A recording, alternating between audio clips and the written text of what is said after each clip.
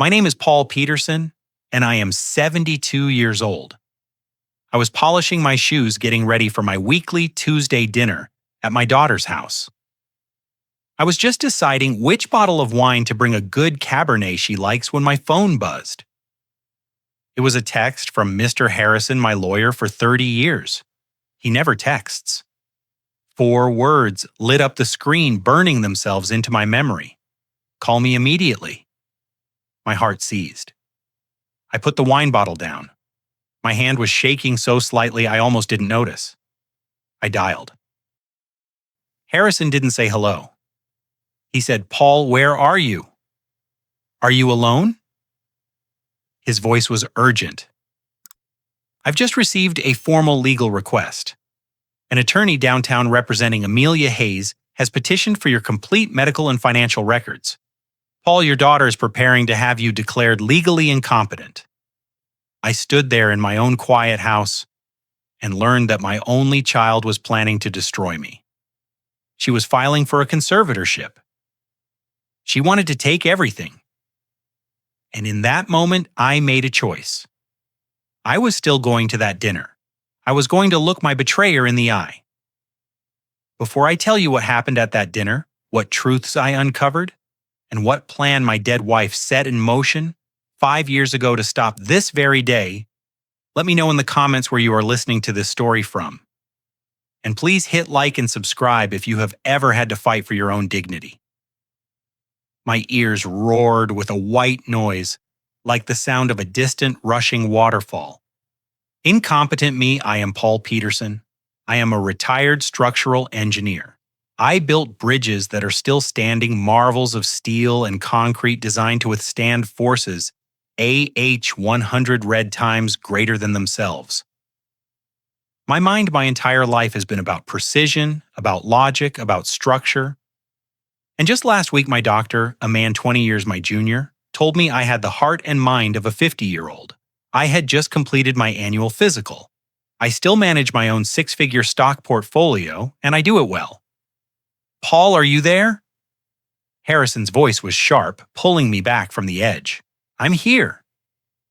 My voice was a rasp. A conservatorship, on what grounds they're claiming significant cognitive decline? Harrison read from the document, his tone laced with disgust. "They allege you are susceptible to undue influence and are making erratic and concerning financial decisions."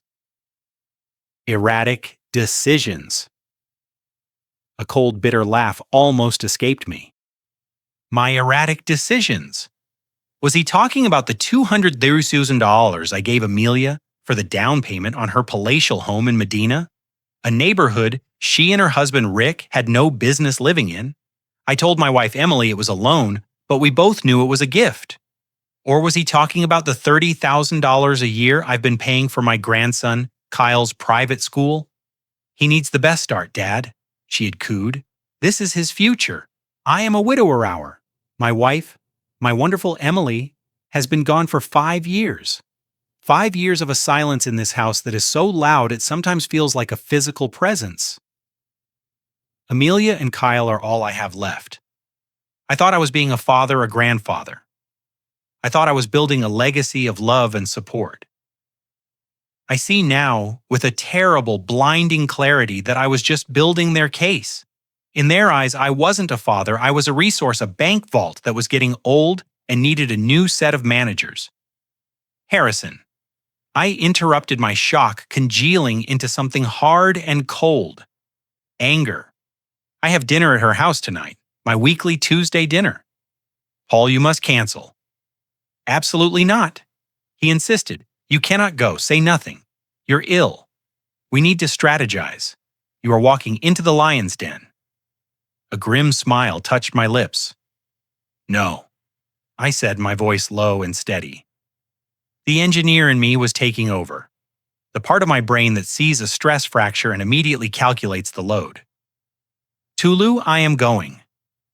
I have to go. I have to act as if I know nothing. I want to look her in the eye while she lies to me. I want to see what this is."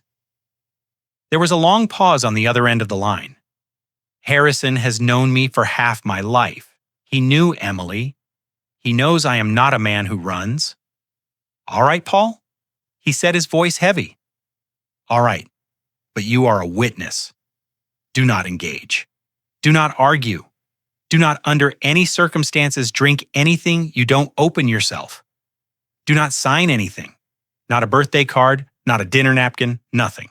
You observe, you smile, and you leave. And come to my office the moment you're done. I don't care what time it is. I'll be waiting. We hung up. I looked at the expensive Cabernet I had set out, the one I knew was her favorite. I put it back in the cellar. I went to the pantry and found a cheap bottle of red blend I'd been given at a neighborhood barbecue. If I was attending a performance, I wasn't going to waste the good props on the actors. I drove my car across the 5-on-20 bridge, a structure I had consulted on decades ago. The cold, dark waters of Lake Washington churned below. The Seattle rain had started a miserable cold drizzle that blurred the city lights into a watercolor of smears. I thought about the foundations of that bridge, the steel pylons driven deep into the bedrock to hold against the wind and the water. I had built my family on what I thought was bedrock love sacrifice duty. I was discovering tonight that it was built on sand, and the tide was coming in. When I pulled into the sweeping circular driveway of Amelia's home, the house was blazing with lights. It was a $3 million monument to consumption, and I had paid for the front door. My son-in-law, Rick, opened it before I could even ring the bell. He has the perpetually damp handshake and insincere smile of a failed car salesman. Paul, hey, you made it. We were starting to worry you forgot. I never forget Rick, I said, handing him the cheap wine. It's Tuesday family night. He glanced at the label. A flicker of disappointment so fast I might have missed it if I wasn't looking. Great. Amelia's in the kitchen just putting the finishing touches on. I stepped inside. The foyer was 2 stories high with a chandelier that cost more than my first car. The floors were imported Italian marble floors I had helped pay for. The smell of roasted garlic and rosemary filled the air, but all I felt was a cold nausea. Amelia glided out of the kitchen, wiping her hands on an apron that looked like it had never seen a genuine food stain. She was 45, beautiful, and the spitting image of her mother. But where Emily's eyes were filled with warmth, Amelia's were bright, hard, and assessing like a jeweler looking for flaws. Dad. She chirped, coming over to hug me. I braced myself. The embrace was dry, practiced. It didn't have the warmth of a daughter. It had the calculation of a co-conspirator. It felt like she was measuring me. You're here. How are you feeling? I'm fine, Amelia, just fine, I said, forcing a smile. Smells wonderful. The dinner was an agonizing, carefully staged play. Rick dominated the conversation, rambling about some new cryptocurrency venture he was exploring. This from a man who had bankrupted 2 businesses and whose only source of income was his wife's commissions and my checkbook. I just nodded, ate my food, and watched them. I watched the way Amelia would correct him with a sharp little glance. I watched the way my grandson Kyle sat at the table, his eyes glued to his phone, completely disconnected. This was the family I was erratically funding. Then over dessert, Amelia made her move. She set down her fork, placed her manicured hand on mine, and gave me her most concerned, loving smile. Dad, she said, her voice dripping with artificial sweetness.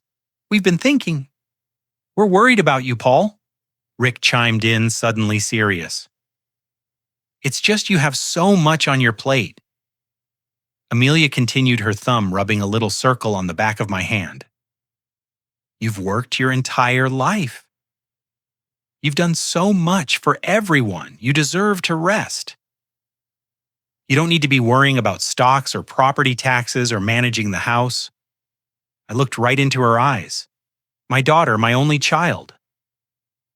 What are you suggesting, Amelia? I'm suggesting just that you let us help. She said Rick and we can take over the day-to-day. We can manage the finances, make sure all the bills are paid. You can just relax, enjoy your retirement. You wouldn't have to worry about a single thing. There it was, the velvet-gloved hand closing around my life. The polite, loving, reasonable, sounding prison sentence. They wanted to help manage in the same words Harrison had warned me about. They wanted to take control. I looked at her at my son-in-law and I smiled. It was the coldest smile of my 72 years. I felt a strange, icy calm settle over me. The engineer was back. The problem was defined. "You know, sweetheart," I said, patting her hand. "That's a very generous thought, a very good idea. Let me think about that." The flash of triumph in her eyes was sickening. She thought I'd taken the bait. She thought I was the confused, forgetful old man she was painting me to be. "Of course, Dad. You just think about it," she said, all warmth and relief. The rest of the dinner was a blur. I excused myself shortly after. At the front door, Amelia gave me another one of her cold, dry hugs. She held on a little too long. "Drive safely, Dad," she whispered into my ear, her voice full of that fake concern. "You know you've been so forgetful lately. We just worry." It wasn't a warning, it was a threat. It was the final nail. "Don't you worry about me, Amelia," I said, patting her on the back. "I'm clearer than I've been in years." I got into my car. My hands were steady on the steering wheel. I didn't drive home. I didn't drive back to my empty house.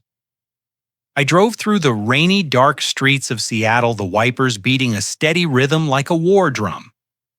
I drove straight downtown to the glowing windows of Mr. Harrison's law firm. He was on the 10th floor, and as I pulled up, I could see the light was on. He was waiting. The war had just begun. I walked into Harrison's office at 9:15 p.m. The rain was streaming down the 10th floor windows, turning the lights of downtown Seattle into a blurred, watery mess. Harrison hadn't even taken his suit jacket off. He had a stack of papers on his mahogany desk and 2 cups of black coffee that must have been sitting there for an hour, cold and bitter. He didn't bother with greetings. "How was it?" he asked, his voice low. "Exactly as you predicted," I said, shrugging off my wet coat. "She offered to help manage my finances. She told me I've been forgetful." Harrison nodded grimly, pushing one of the cold coffees toward me. I ignored it. He tapped the stack of papers. "They filed the initial petition this afternoon just before the clerk's office closed. That's what triggered the alert. They are moving fast, Paul. Faster than I expected." He picked up the top sheet. "This is the core of their case, and it's ugly." He slid the paper across the desk. It was a preliminary declaration, a list of concerns compiled by Amelia's attorney. "This isn't just Amelia's word against yours. Harrison said they've already retained an expert. They have a name." He pointed to a line. "Dr. Julian Croft, a forensic psychiatrist. I'd never heard of him." And Harrison said, leaning forward, "Dr. Croft is what we in the legal world call a hired gun. He's a professional witness. He has a very lucrative, very specific specialty. He testifies in contested conservatorship hearings, and he almost always finds that the person in question is gravely disabled or lacks capacity." I felt a chill that had nothing to do with the rain outside. "You're saying he's a fraud?" "I'm saying Harrison chose his words carefully. That Dr. Croft has a reputation for finding whatever conclusion the person paying his $20,000 retainer needs him to find. He's smooth, he's convincing, he has all the right credentials from Johns Hopkins. And he will be the weapon they use to destroy your credibility in court." Suddenly, the pieces from the dinner clicked into place. The fake concern, the pointed comments, the anecdotes. I said the word tasting like ash. "Preciso," Harrison said, tapping another page. "A house of cards built on a foundation of lies. They can't just walk into court and say Paul Peterson is old. They have to build a narrative, and Amelia is the star narrator." He began to read from the page, his voice flat, emotionless. "On October 10th, my father paid the gas company's bill twice and failed to pay his electricity bill, causing a lapse in service." "Is that true, Paul?" "No," I said, my anger rising. That's a distortion. I switched to automatic payments online. There was an overlap of 1 day. The lapse was a planned 30-nut service switch. I was there for it. It doesn't matter, Harrison said. Here's another one. My father frequently forgets where he has parked his car, leading to hours of confusion. He has lost his house keys 3 times this month alone. That's a lie, I snapped. I have a new car. The key fob is different. I pressed the wrong button once, and the alarm went off once, and the house keys. I was installing a new deadbolt. I had 3 sets of keys on the counter. She's twisting everything. Of course she is, Harrison said. That's the point. She isn't trying to prove these things to you. She is building a file for Dr. Croft. She will feed him these half-truths, these twisted memories. She'll tell him about you forgetting the time tonight. She will paint a picture of a brilliant man in rapid, tragic decline. Croft will then, for a hefty fee, write a 7-page report diagnosing you with early onset dementia or age-related cognitive impairment. He will state under penalty of perjury that you are a danger to yourself and your own estate. By the time we get in front of a judge, it's not Amelia's word against yours. It's your word against a board-certified expert from Johns Hopkins. I sat back, the mechanism of the attack now laid bare. It was a terrifyingly simple, elegant, and evil piece of engineering. They weren't just attacking my character. They were attacking the very foundation foot of my identity, my mind, my competence. I looked at Harrison. The old anger, the hot red emotional anger was fading. It was being replaced by the cold, precise calculations of an engineer. When a structure is under attack, you don't curse the storm. You reinforce the load-bearing walls. You find the weak points in the attack. So I said, my voice steady now.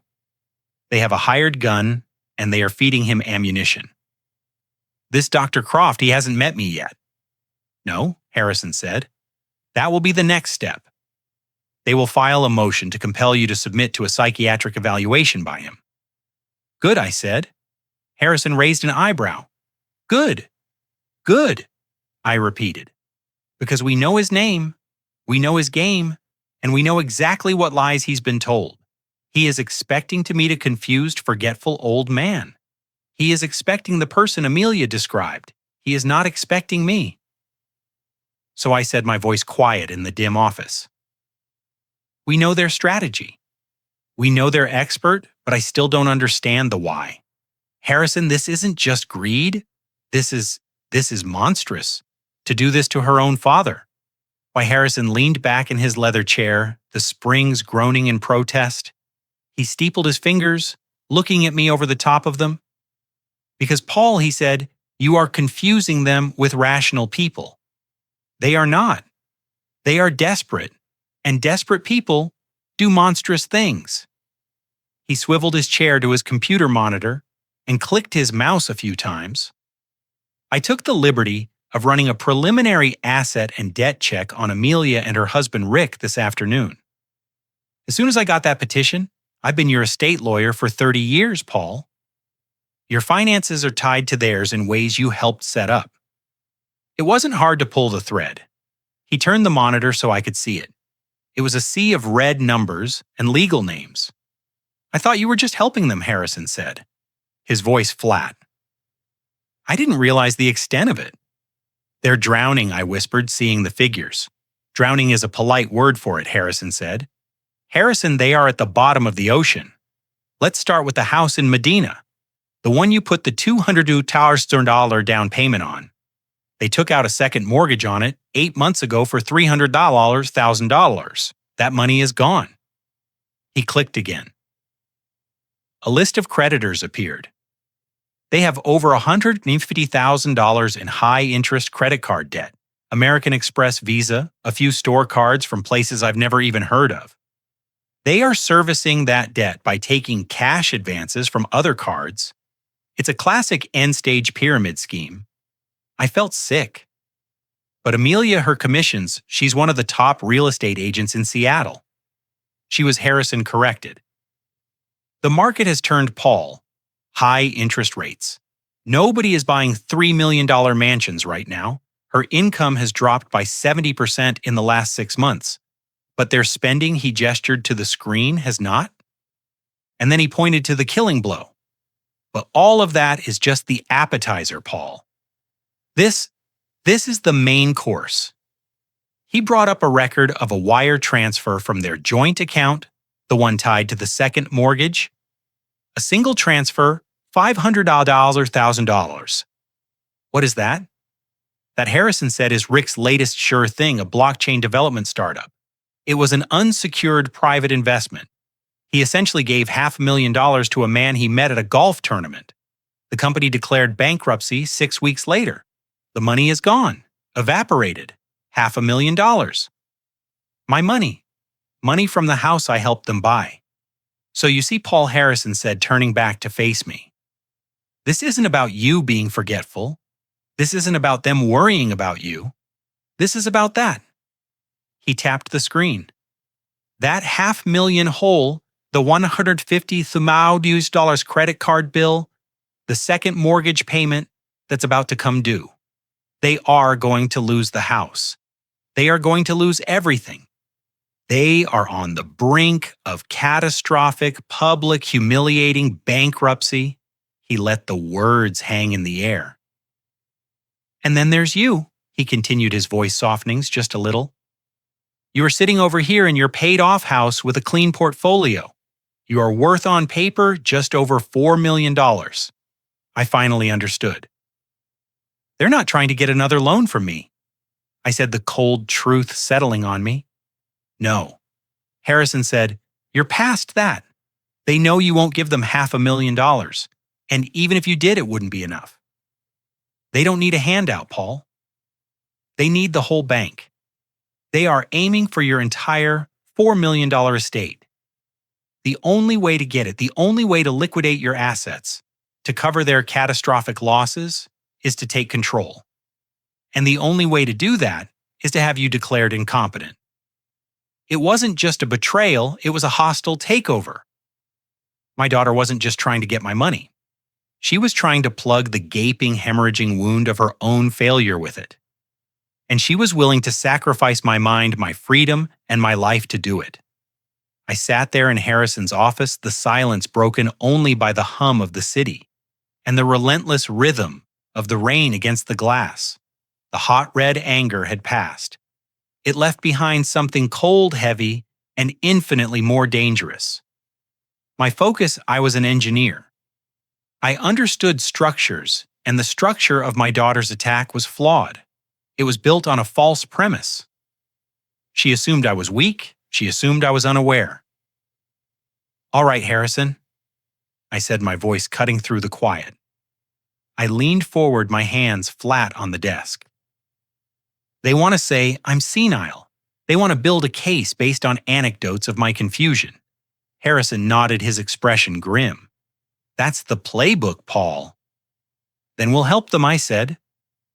Harrison's eyebrows shot up.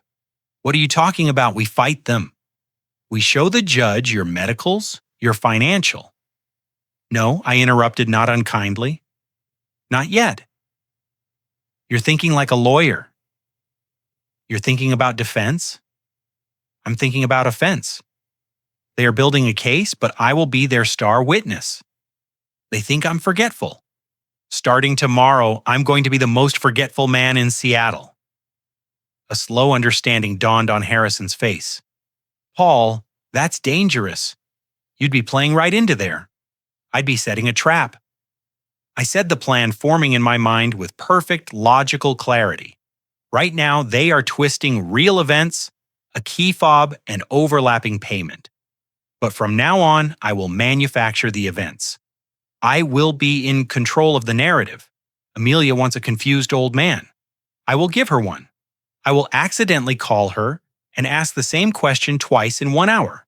I will forget a lunch date we never made.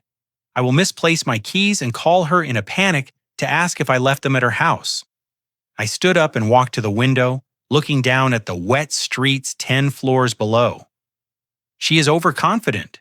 Rick is greedy and stupid. They want to believe this is working. So we will make them believe it. We will let them get comfortable. We will let them get arrogant. We will let them walk so far down this path of lies that when we finally pull the rug out, there is no way back for them. They are expecting a victim. They are not expecting a predator who is pretending to be prey. While I'm acting confused, I continued turning back to him. You and I will be meticulously documenting their actions. We are on the defense in their story, but in ours, they are the criminals, and we are the detectives. Harrison was silent for a long moment, a slow, grim smile spreading across his face. It was the smile of a shark. "Okay, Paul," he said, picking up a pen and a fresh legal pad. "Okay, let's start acting. What's your first line?" The next morning I woke up before the sunrise. The anger from the night before had cooled and settled, hardening into something cold, heavy, and clear. Purpose. I picked up my phone. It was time to start the performance. It was time to become the man my daughter so desperately wanted me to be. I dialed her number. She answered on the third ring, her voice thick with sleep and impatience. "Dad, it's 6:30. Is everything okay?" I put a slight tremor in my voice, a hint of confusion. Oh, is it? I'm so sorry, sweetheart. I was just looking for the number, for the gardener, the man who fixed the hedges. You don't happen to have it, do you? I heard a heavy, dramatic sigh on the other end of the line. "Dad, we've been over this. I gave you his number last week. I wrote it on the list for you. It's on the refrigerator. The important numbers list." "Oh, right. The list. Of course." I paused just long enough. Silly me. I must have forgotten. "So you'll be over for lunch today?" "Noon." "Dad, what are you talking about?" Her voice was sharp now, the impatience turning to irritation. "It's Wednesday. Our lunch day is Friday. Are you feeling all right, oh Friday?" "Yes." "Yes, of course, just tired." "My mistake." I hung up the phone. I sat in the kitchen sipping my coffee, watching the clock. I gave it exactly 1 hour. At 7:30 a.m. on the dot, I called her again. This time she answered immediately, "Dad." The irritation was undisguised. "Amelia, honey, thank goodness." "I'm so sorry to bother you again. I can't seem to find the gardener's number anywhere. Do you have it?" There was a long dead silence on the line. It stretched for 5 seconds, then 10. I could hear the gears turning in her head. I could practically hear her processing this new, delicious piece of evidence. This wasn't just a simple mistake, this was a pattern. When she finally spoke, all the irritation was gone. It was replaced by that sickly, sweet, condescending voice, the one she had used at dinner. "Oh, Dad," she cooed like she was talking to a child. We just talked about this an hour ago. Remember the number? It's on the list on the fridge." Oh, I said, injecting panic into my voice. "Oh dear." "Amelia, I don't remember calling you. I don't remember that at all. I'm so sorry, sweetheart. I must be more tired than I thought." "It's okay, Daddy," she said. The word daddy hit me like a physical slap. She hadn't called me that in 20 years. "It's okay. You just rest. Don't worry about a thing. Maybe I should come over later, to help you organize things." "Oh, would you?" I said that would be wonderful. I hung up. The bait was set. My next call was to Harrison. "She's on her way," I said, skipping the pleasantries. "She thinks I'm losing my mind." Now about the cameras. "I was just about to call you," Harrison said. "I'm sending over an installer, a private security consultant I've used for decades. He's discreet. He'll be there in an hour." "No," I said. "Cancel him. Cancel. I'm a structural engineer, Harrison. I spent my life working with blueprints and sensitive equipment. I can install a few cameras." What I need from you is the law. Washington is a two-party consent state. I can't just record her. Paul, this is the most important part, Harrison said, his voice dropping to a serious legal tone. You are correct. Washington law requires that all parties consent to a private conversation being recorded, but the law hinges on that single word, private. The key is the reasonable expectation of privacy. If I come to your house and we go into a bedroom and whisper, we have a reasonable expectation of privacy. But he continued, the courts have repeatedly upheld that there is no reasonable expectation of privacy when one is in the common areas of another person's home. I was already putting on my jacket, so the living room, my office exactly. But we're going to be even better than that. You have an alarm system, correct, with signs posted? Yes, I said. On the front lawn and on the windows? Perfect. That's our first layer of implied consent. But here's the real legal footing. There is no expectation of privacy when you are in someone's home for the purpose of committing a crime and attempting to defraud an elderly person. Conspiring to file a fraudulent conservatorship that Paul is a crime. The recordings will be admissible. I'll stake my license on it. Just make sure the audio is crystal clear. That won't be a problem. I said I didn't go to a big box store. I drove to a specialty electronics supplier in the industrial district. I didn't buy a pre-packaged nanny cam. I bought components. 3 high-definition wide-angle lenses no bigger than a quarter. I bought 3 high-sensitivity audio capture devices, and I bought a secure terabyte capacity server that would upload every second of footage to an encrypted cloud that only Harrison and I had the password to. I am a precise man. I spent the next 3 hours working. I placed the first lens in the bookshelf in my study, nestled between a copy of The Art of War and my old structural engineering textbook. It had a perfect, unobstructed view of my desk and the guest chair. I placed the second in the living room, concealed in the dark wood of the fireplace mantel, aimed directly at the armchair Amelia always chose. The third I placed in the entryway, high in a shadow, giving a master view of anyone coming or going. By 2 in the afternoon, I was finished. I sat at my desk and opened my laptop. I saw my empty living room. I saw my empty office. I heard the ticking of the grandfather clock in the hall. The audio was so sensitive, I could hear a car pass by on the street outside. My house was no longer a home. It was a stage, and the cameras were rolling. I played the part of the confused old man for the next 7 days. I was a model of decline. I called Amelia to ask what day it was. I forgot to turn off the stove, setting off the smoke alarm just long enough for her to get a panicked call from the security company. I let her help me pay my bills online, watching as she accidentally typed in her own email address as the recovery contact for my primary bank account. She was so patient, so condescending, and so greedy. The following Tuesday she called, not me, her. "Hi, Dad," she said, her voice bright and cheerful. "How are you feeling today? You sound less foggy." "Oh, much better, sweetheart," I said. "Just a little tired." "Well, that's good. Listen, I have to be in your neighborhood anyway, so I thought I'd drop by. And I have those simple tax forms. We talked about the ones to let Rick and me help you manage things just to make the bills easier."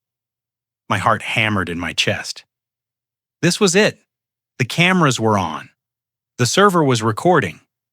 "Oh," I said, injecting the perfect amount of weary resignation.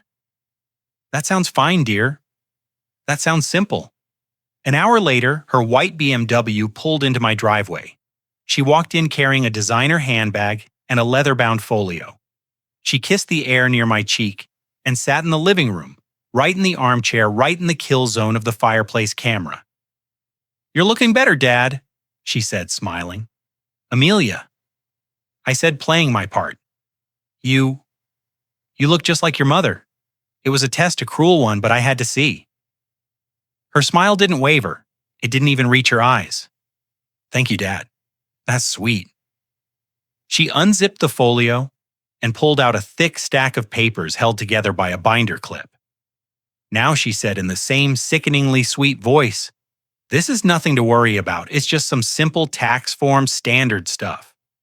It just lets me and Rick talk to your accountant, handle the bills, simplify things." She placed the papers on the coffee table in front of me. The camera on the mantel had a perfect high-definition view. "There are just a few places you need to sign," she said. She fanned the papers out but kept them neatly stacked. She pointed to the last page. A yellow "Sign Here" sticker was affixed to the bottom. "Right here, Dad," she said. And as she said it, her left thumb, with its perfectly manicured red nail, pressed down firmly on the top of the page. It wasn't a casual placement. It was a deliberate, calculated move. Her thumb landed precisely on the title of the document. I squinted. Oh, my so many legal words. "What does that say up at the top?" Her smile tightened. "It's nothing, Dad. Just legal jargon. Authorization for taxpayer. It's standard." The lens in the fireplace was capturing every second. Her thumb covering the true title, her blatant spoken lie. I picked up the pen. My hand shook just a little. I accidentally bumped the stack of papers as I reached for it, knocking them just enough. For one perfect, clear-as-day second, her thumb slipped and the camera saw it. The bold all-caps letters on the top of the page. Durable power of attorney. Amelia let out a sharp, irritated sigh. "Dad, please be careful." She quickly, forcefully realigned the stack, her thumb slamming back down on the title. "Just sign right here." I took the pen, and with a shaky, confused hand, I signed my name. It wasn't my true signature. It was the signature of the victim she wanted me to be. She snatched the paper back before the ink was even dry, a look of profound relief and triumph on her face. She thought she had it. She thought she had won.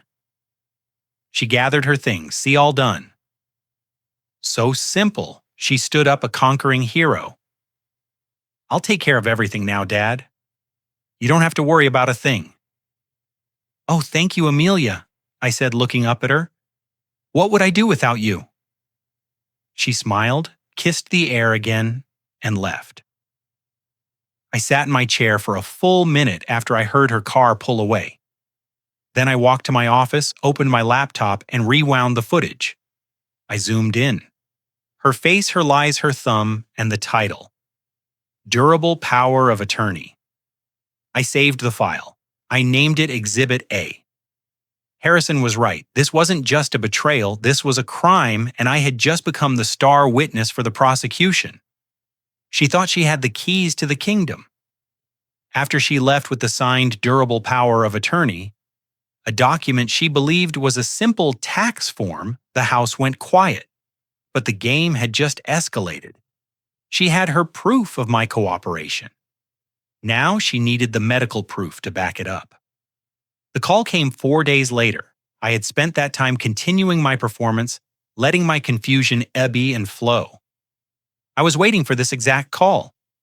"Hi, Dad," she said. Her voice was lighter, almost breezy, the sound of a predator that had just cornered its prey. "How are you feeling?" "Oh, Amelia," I said, letting a weary sigh carry through the phone. "A bit tired, dear.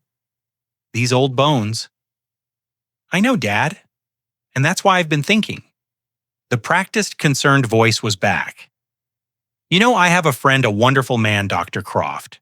He's a specialist in senior health. He helps people stay sharp and manage their energy. Dr. Croft, the hired gun. My heart beat a steady, cold rhythm. The cameras in my office were listening, recording my end of this conversation. "A doctor," I said, injecting a note of suspicion. "Amelia, my doctor says I'm fit as a fiddle. I don't need another doctor." "Oh, no, Dad," she laughed, a light, airy sound that was completely false. "He's not that kind of doctor. He doesn't poke or prod. He's a friend. He just talks. He's fascinating. He's helped so many of my friends' parents. He's going to be in your neighborhood next week on Thursday." And I thought it would be lovely if he just stopped by for a chat. Just a simple chat as a favor to me. There it was, the trap. She wasn't going to file a motion to compel me to see him. That would be too confrontational. That would give Harrison a chance to fight it in court. No, she was going to bring the assassin right to my front door under the guise of a friendly house call. She would get his informal evaluation, his report, and then file it with the court, blindsiding me. It was a smarter, more insidious move than I'd expected. "I don't know, Amelia," I said, playing reluctant. "I'm not much for chats." "Please, Dad," she cooed. "For me, it would make me feel so much better just to know you're talking to the best people. He's a friend. It's just a conversation. What could it hurt? What could it hurt?" I let the silence stretch. I let her think she was convincing me. I let her think I was a weak old man who could be pressured. "Oh, all right, dear," I said with a sigh of defeat. If it will make you happy, what time?" "Oh, thank you, Daddy." She gushed, the triumph therming in her voice. 10:00 a.m., Thursday, at 10:00. I'll be there too. Of course, just to make sure you're comfortable. You won't have to do a thing. We'll just talk." "All right, dear." I said, "Thursday at 10:00? You're the best, Dad. I'll see you then." She hung up. I sat in my chair for a full minute. The trap wasn't hers. The trap was mine. She had just confirmed the time, the date, and the guest list for her own execution. I picked up the phone and dialed Harrison. He answered on the first ring. "Harrison." I said, my voice perfectly clear, all traces of the confused old man gone. "It's on Thursday, 10:00 a.m. The hired gun is coming to the house." "Excellent." Harrison's voice came back just as cold. "And Paul, our counter expert, he's already confirmed. I said he'll be here tomorrow, Wednesday, 24 hours before Croft arrives. We'll have a full, independent, and pristine evaluation in the bank before the fraud ever steps foot in my house." I agreed to Amelia's plan, and my assent was the first click of the trap. The moment I hung up, I called Harrison. "The hired gun is coming Thursday at 10:00, I said. "Excellent," Harrison replied, his voice all business. "And our defense is arriving tomorrow." On Wednesday at 9:00 a.m., a full 25 hours before Amelia's friend was scheduled to arrive, my doorbell rang. This was not a social call. This was Harrison's countermove. The woman standing on my porch was the antithesis of everything I expected. She looked to be in her late 60s with sharp, intelligent eyes behind wire-rimmed glasses. She was not the slick, Armani-suited professional I had pictured. She was Dr. Evelyn Allister, the chief of geriatric psychiatry at the University of Washington Hospital. She was, as Harrison had put it, the most respected and most feared expert witness in the state. She didn't testify for money. She testified when she was outraged. "Mr. Peterson." She said, her voice crisp as she stepped inside. Harrison had prepaid her consultation fee. She was here as a clinician, not a friend. "I understand we have a limited time frame. Shall we begin in your study for the next 3 hours?" Dr. Allister put me through the most rigorous mental examination of my life. This was no friendly chat. This was a deep, clinical dive.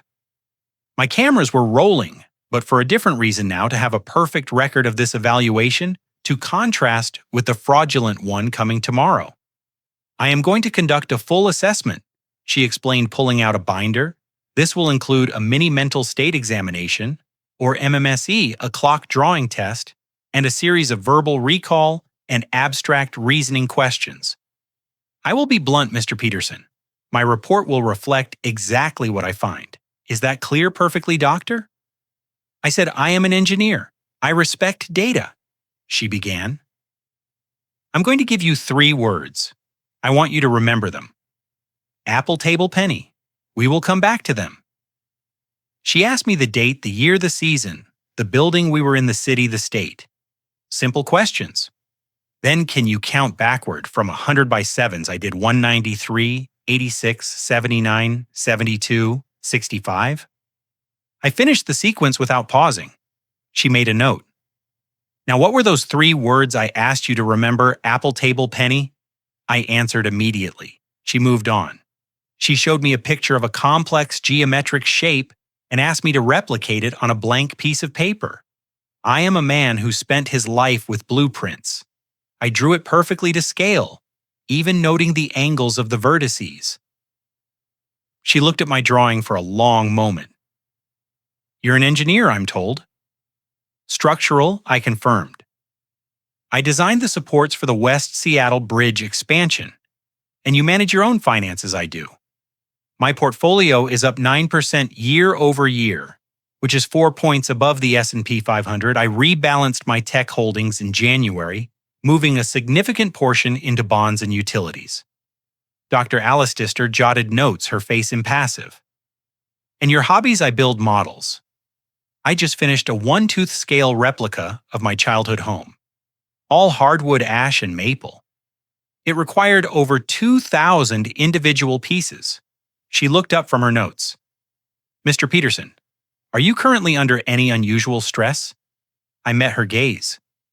Doctor, my daughter is attempting to have me declared legally incompetent so she can steal my $4 million estate to pay for her husband's $500,000 gambling debts. Is that what you mean by unusual? A small, thin smile touched her lips.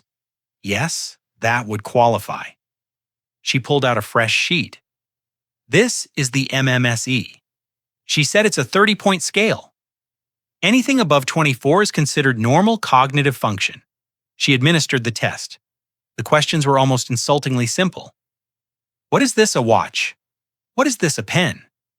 Repeat after me. No ifs, ands, or buts. When she was finished, she tallied the score at the bottom of the page. She clicked her pen, then signed her name, and dated it. She looked at me, and for the first time, her professional demeanor softened. Peterson, in my 20 years of practice, I have rarely, if ever, seen this. She turned the paper around for me to see.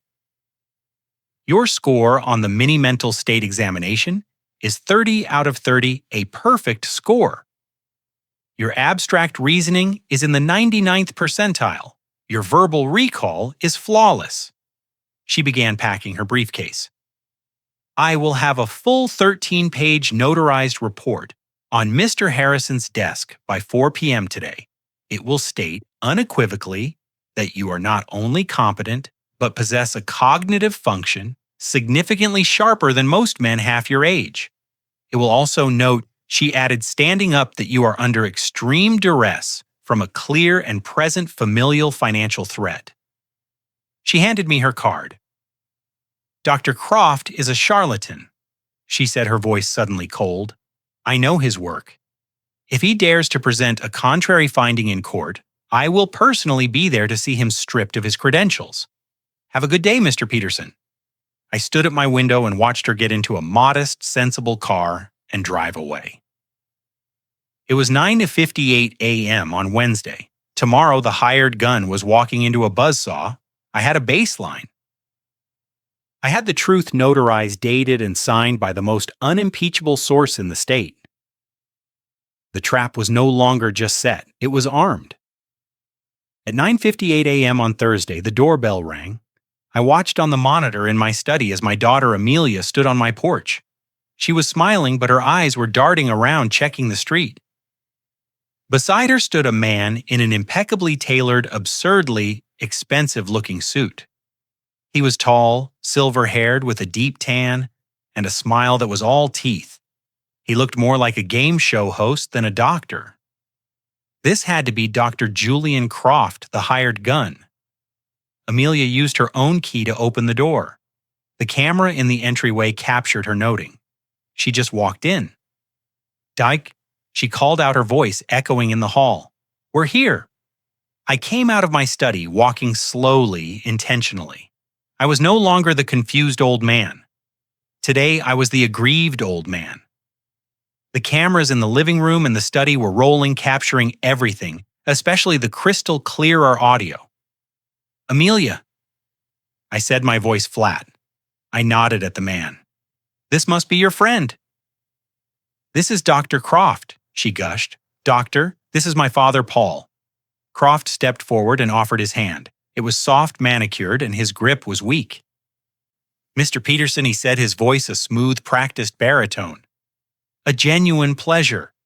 Thank you for welcoming me into your beautiful home." "He's just here for a chat, Dad," Amelia said, guiding him toward the living room. Right toward the armchair, just a conversation. They sat. I sat opposite them on the sofa. The camera on the mantel had a perfect view of all three of us.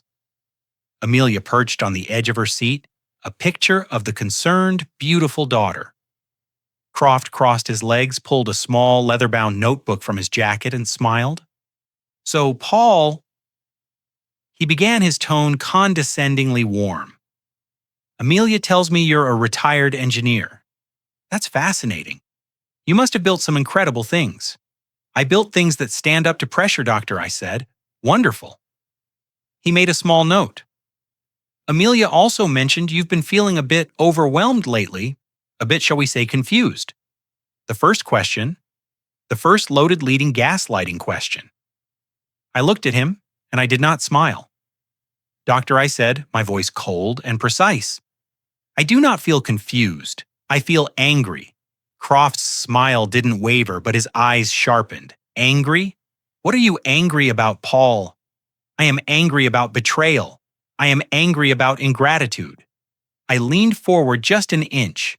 "To answer your original question, I am never confused. The only time I feel a flicker of confusion is when I am forced to deal with blatant naked treachery." Does that answer your question? Out of the corner of my eye, I saw Amelia's face tighten. This wasn't the foggy old man she was expecting. Croft just chuckled as if I'd told a charming joke. A fiery spirit, I like that. He made another note. "Let's try something simpler, just to get a baseline. What day is it today, Paul?" I stared at him. "It is Thursday, October 12th. The time is 10:14 a.m. You were 10 minutes late for the 10-hour appointment my daughter scheduled without my consent. You are currently in my home in Seattle, Washington. Would you like the zip code as well?" The smile on Croft's face twitched. He looked at Amelia. Amelia jumped in just as I knew she would. "See, Doctor," she said, her voice full of false tears. "This is what I mean. He's so agitated, so aggressive. He was never like this. He's paranoid. He thinks everyone is late. He thinks everyone is plotting." Croft nodded sagely at her, then turned back to me. "No one is plotting, Paul," he said his voice like a tranquilizer. "We are here to help. Your family's worried about you. Do you often feel that your family is against you?" This was the moment. The backstory drip. I let out a long, slow breath. I looked away from him toward the fireplace where a picture of my late wife, Emily, sat. My wife, Emily. I started letting my voice crack just a little. Before she died, she told me something. We were arguing about Amelia. I was giving her money for the house, for everything. And Emily told me to stop. She said, "Paul, you have to see it. Amelia loves your money more than she loves you." I turned back to Croft. His face was a mask of clinical interest. I was furious. I stayed the memory of that fight very real. I told her she was wrong. I told her not to ever say that about our daughter. I yelled at her. It was one of the last real conversations we ever had. And I yelled. I let the silence sit for a moment. And now I said, looking right into Dr. Croft's soul, "Now I find myself in a chat with a stranger in my own home, a man my daughter hired to see if I'm confused enough to be put away. So you ask me if I feel my family is against me. No, I feel that my wife was a very, very smart woman, and I should have listened to her." I watched Croft write in his little book. I knew exactly what he was writing. Delusions of persecution, fixation on family paranoid, ideation, agitation. He was getting everything he was paid for. He closed his notebook. "Paul, thank you for being so candid. I'm going to ask you to do one simple thing for me, a little brain teaser. It's something we do with all our clients. It's called a clock drawing test. He pulled a blank, unlined sheet of paper from his folio and a pen. I'd like you to draw a clock face for me, put in all the numbers, and then set the hands to, let's say, 10 minutes past 11. He slid the paper and pen across the coffee table. Amelia watched me, her expression tight with anticipation. This was it. The classic test for dementia. The test she was sure I would fail. I picked up the pen, I took the paper, I looked at it. Just a clock, I said. Any clock you like, Paul Croft said, smiling. All right, I said. I am an engineer. I am a man who builds things. I didn't just draw a clock. I took the small leather-bound notebook he had left on the table. I placed it on the paper and used its perfect 90-degree corner as a straight edge. I drew a perfect axis in the center of the page. Then I took a small coaster from the side table. I placed its center on my axis and drew a perfect sharp circle. Dad, what are you? Amelia started. Shh, Croft said, holding up a hand, his eyes wide, fascinated. I placed the 12 at the top, the 6 at the bottom, the 3, and the 9 on the horizontal axis. Then, with the precision of a draftsman, I filled in the other numbers, using the cross lines to ensure they were perfectly spaced, perfectly symmetrical. He asked for 1011, I murmured to myself. I drew the minute hand long and sharp, pointing precisely at the 2. And I drew the hour hand shorter, thicker, and not pointing at the 11, but exactly 1/16th of the way past the 11 on its way to the 12. I added the small second hand, and then I couldn't help myself. It was a final cold flourish. I started to draw inside the clock. Mr. Peterson, Croft asked, leaning forward. I drew the mainspring. I drew the escape wheel. I drew the pallet fork. I drew a perfect schematic diagram of the clock's internal escapement mechanism. I put the pen down. I slid the paper back across the table. There was a long, long silence. Amelia was staring at the drawing, her mouth slightly open, a look of profound confusion on her face. Croft just stared at it. He had been expecting the shaky, disorganized number, jumbled drawing of a dementia patient. He got a blueprint. He cleared his throat. He looked up. His professional smile was gone. It was replaced by a tight, thin-lipped expression of annoyance. This wasn't in the script. Well, he said, forcing a chuckle. That is certainly the most thorough pen clock I have ever seen. He quickly folded the paper and put it in his jacket. He stood up. Thank you for your time, Paul. This has been illuminating. Doctor, he's always been obsessive. Amelia said, scrambling to her feet, trying to salvage the narrative. See, he gets stuck on details. It's not normal, yes? Croft said, grabbing his things. I have everything I need. He was out the door in less than 30 seconds. Amelia followed him, throwing one last venomous look back at me, a look that said, You think you're smart, old man? You just wait. The door slammed. I sat in the silence of my living room. I walked to my study, opened the laptop, and stopped the recording. I saved the 2-hour file. I named it Exhibit B. Dr. Croft, the hired gun, had just performed his evaluation. He was going to write a report. He was going to say I was agitated, paranoid, and obsessive-compulsive. But I had something he didn't. I had the truth. I had Dr. Alice Dister's perfect 30/30 score. And now I had a 2-hour high-definition video of the test itself. Let him write his report. Let him lie. I had the tape, and that tape would be his undoing. Croft leaned in his face, a mask of false empathy. He had been asking questions for 20 minutes, trying to find a crack. He had asked about my sleep, my diet, my moods, and now he went for the kill. No one is plotting, Paul, he said, his voice a smooth, syrupy lie. We are here to help. Your family is worried about you. Do you often feel that your family is against you? There it was. The question he was paid to ask, the diagnosis he was hired to find: paranoia. I let the silence hang in the air. I looked away from him toward the fireplace. There was a photo on the mantel, one of my favorites. It was me and my wife Emily on the day I retired. We were smiling. We were happy. I turned back to the doctor. The camera on the mantel was recording my face. The microphone was picking up my voice, my wife Emily. I started and I let the real tremor of that memory into my voice. She's been gone 5 years. But before she died, she told me something. We had a fight. One of our last real arguments. I paused. I was letting him and Amelia see the pain. It was real. We were arguing about Amelia. I continued, my voice thick. I was always helping her. The down payment on her house, her husband's projects. I was writing checks. And Emily, she begged me to stop. I looked right into Croft's eyes. She said, "Paul, you have to see it. Amelia loves your money more than she loves you." Those were her words. I let out a long, slow breath. I was furious. I admitted.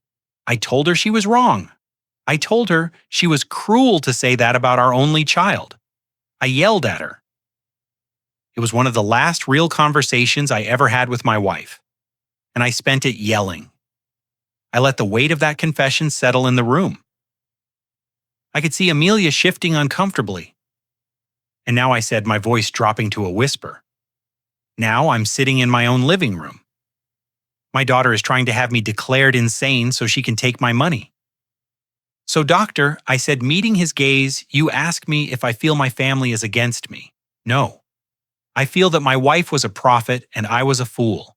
And God help me. I wish I had listened to her." Dr. Croft practically fled. He grabbed his things. His professional smile replaced by a tight, thin-lipped expression of annoyance. This was not the confused old man he was paid to find. Amelia scrambled after him, her face a mask of fury and panic. She had staged this performance and her star witness had just blown up the show. At the door, she turned back to me, her eyes cold and reptilian.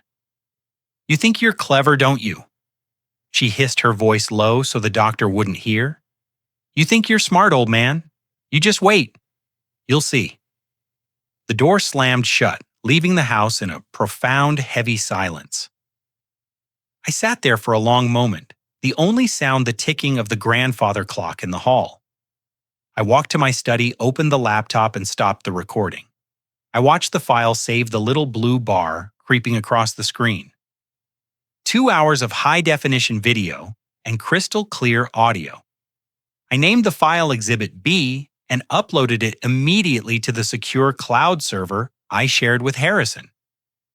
Croft was a liar. He would write a report filled with agitation and paranoia and obsessive-compulsive tendencies. But I had the tape. I had the proof of his leading questions. I had the truth. My phone rang, buzzing on the desk, startling me. It was Harrison. I had been about to call him. "I have the recording," I said, skipping. "Hello?" "Forget the recording for a second." Harrison's voice was sharp. "All business?" "I was just about to call you." They did it. They officially filed. A coldness gripped me. What I thought that's what Croft's visit was for, to get the evidence to file. That's what a normal person would do, Harrison said, his voice tight with anger. Amelia and her lawyer just filed the full petition for an emergency conservatorship with Dr. Croft's sworn signed declaration attached, the one he must have written before he even met you. They just used the visit as a rubber stamp. They filed, "I repeated the word tasting like poison." Yes. And the court has granted an emergency hearing based on Croft's fraudulent report. Paul, the hearing is next week, 7 days from now. They are moving at lightning speed. I sat down, my legs suddenly weak. 7 days. But Paul Harrison continued, his voice dropping. That's not the strange part. I've seen these emergency petitions before. They're all about protecting assets. But there's something in this filing I've never seen. It's aggressive. What is it, Harrison? They aren't just asking for the right to manage your finances. They aren't just asking to take over your medical decisions.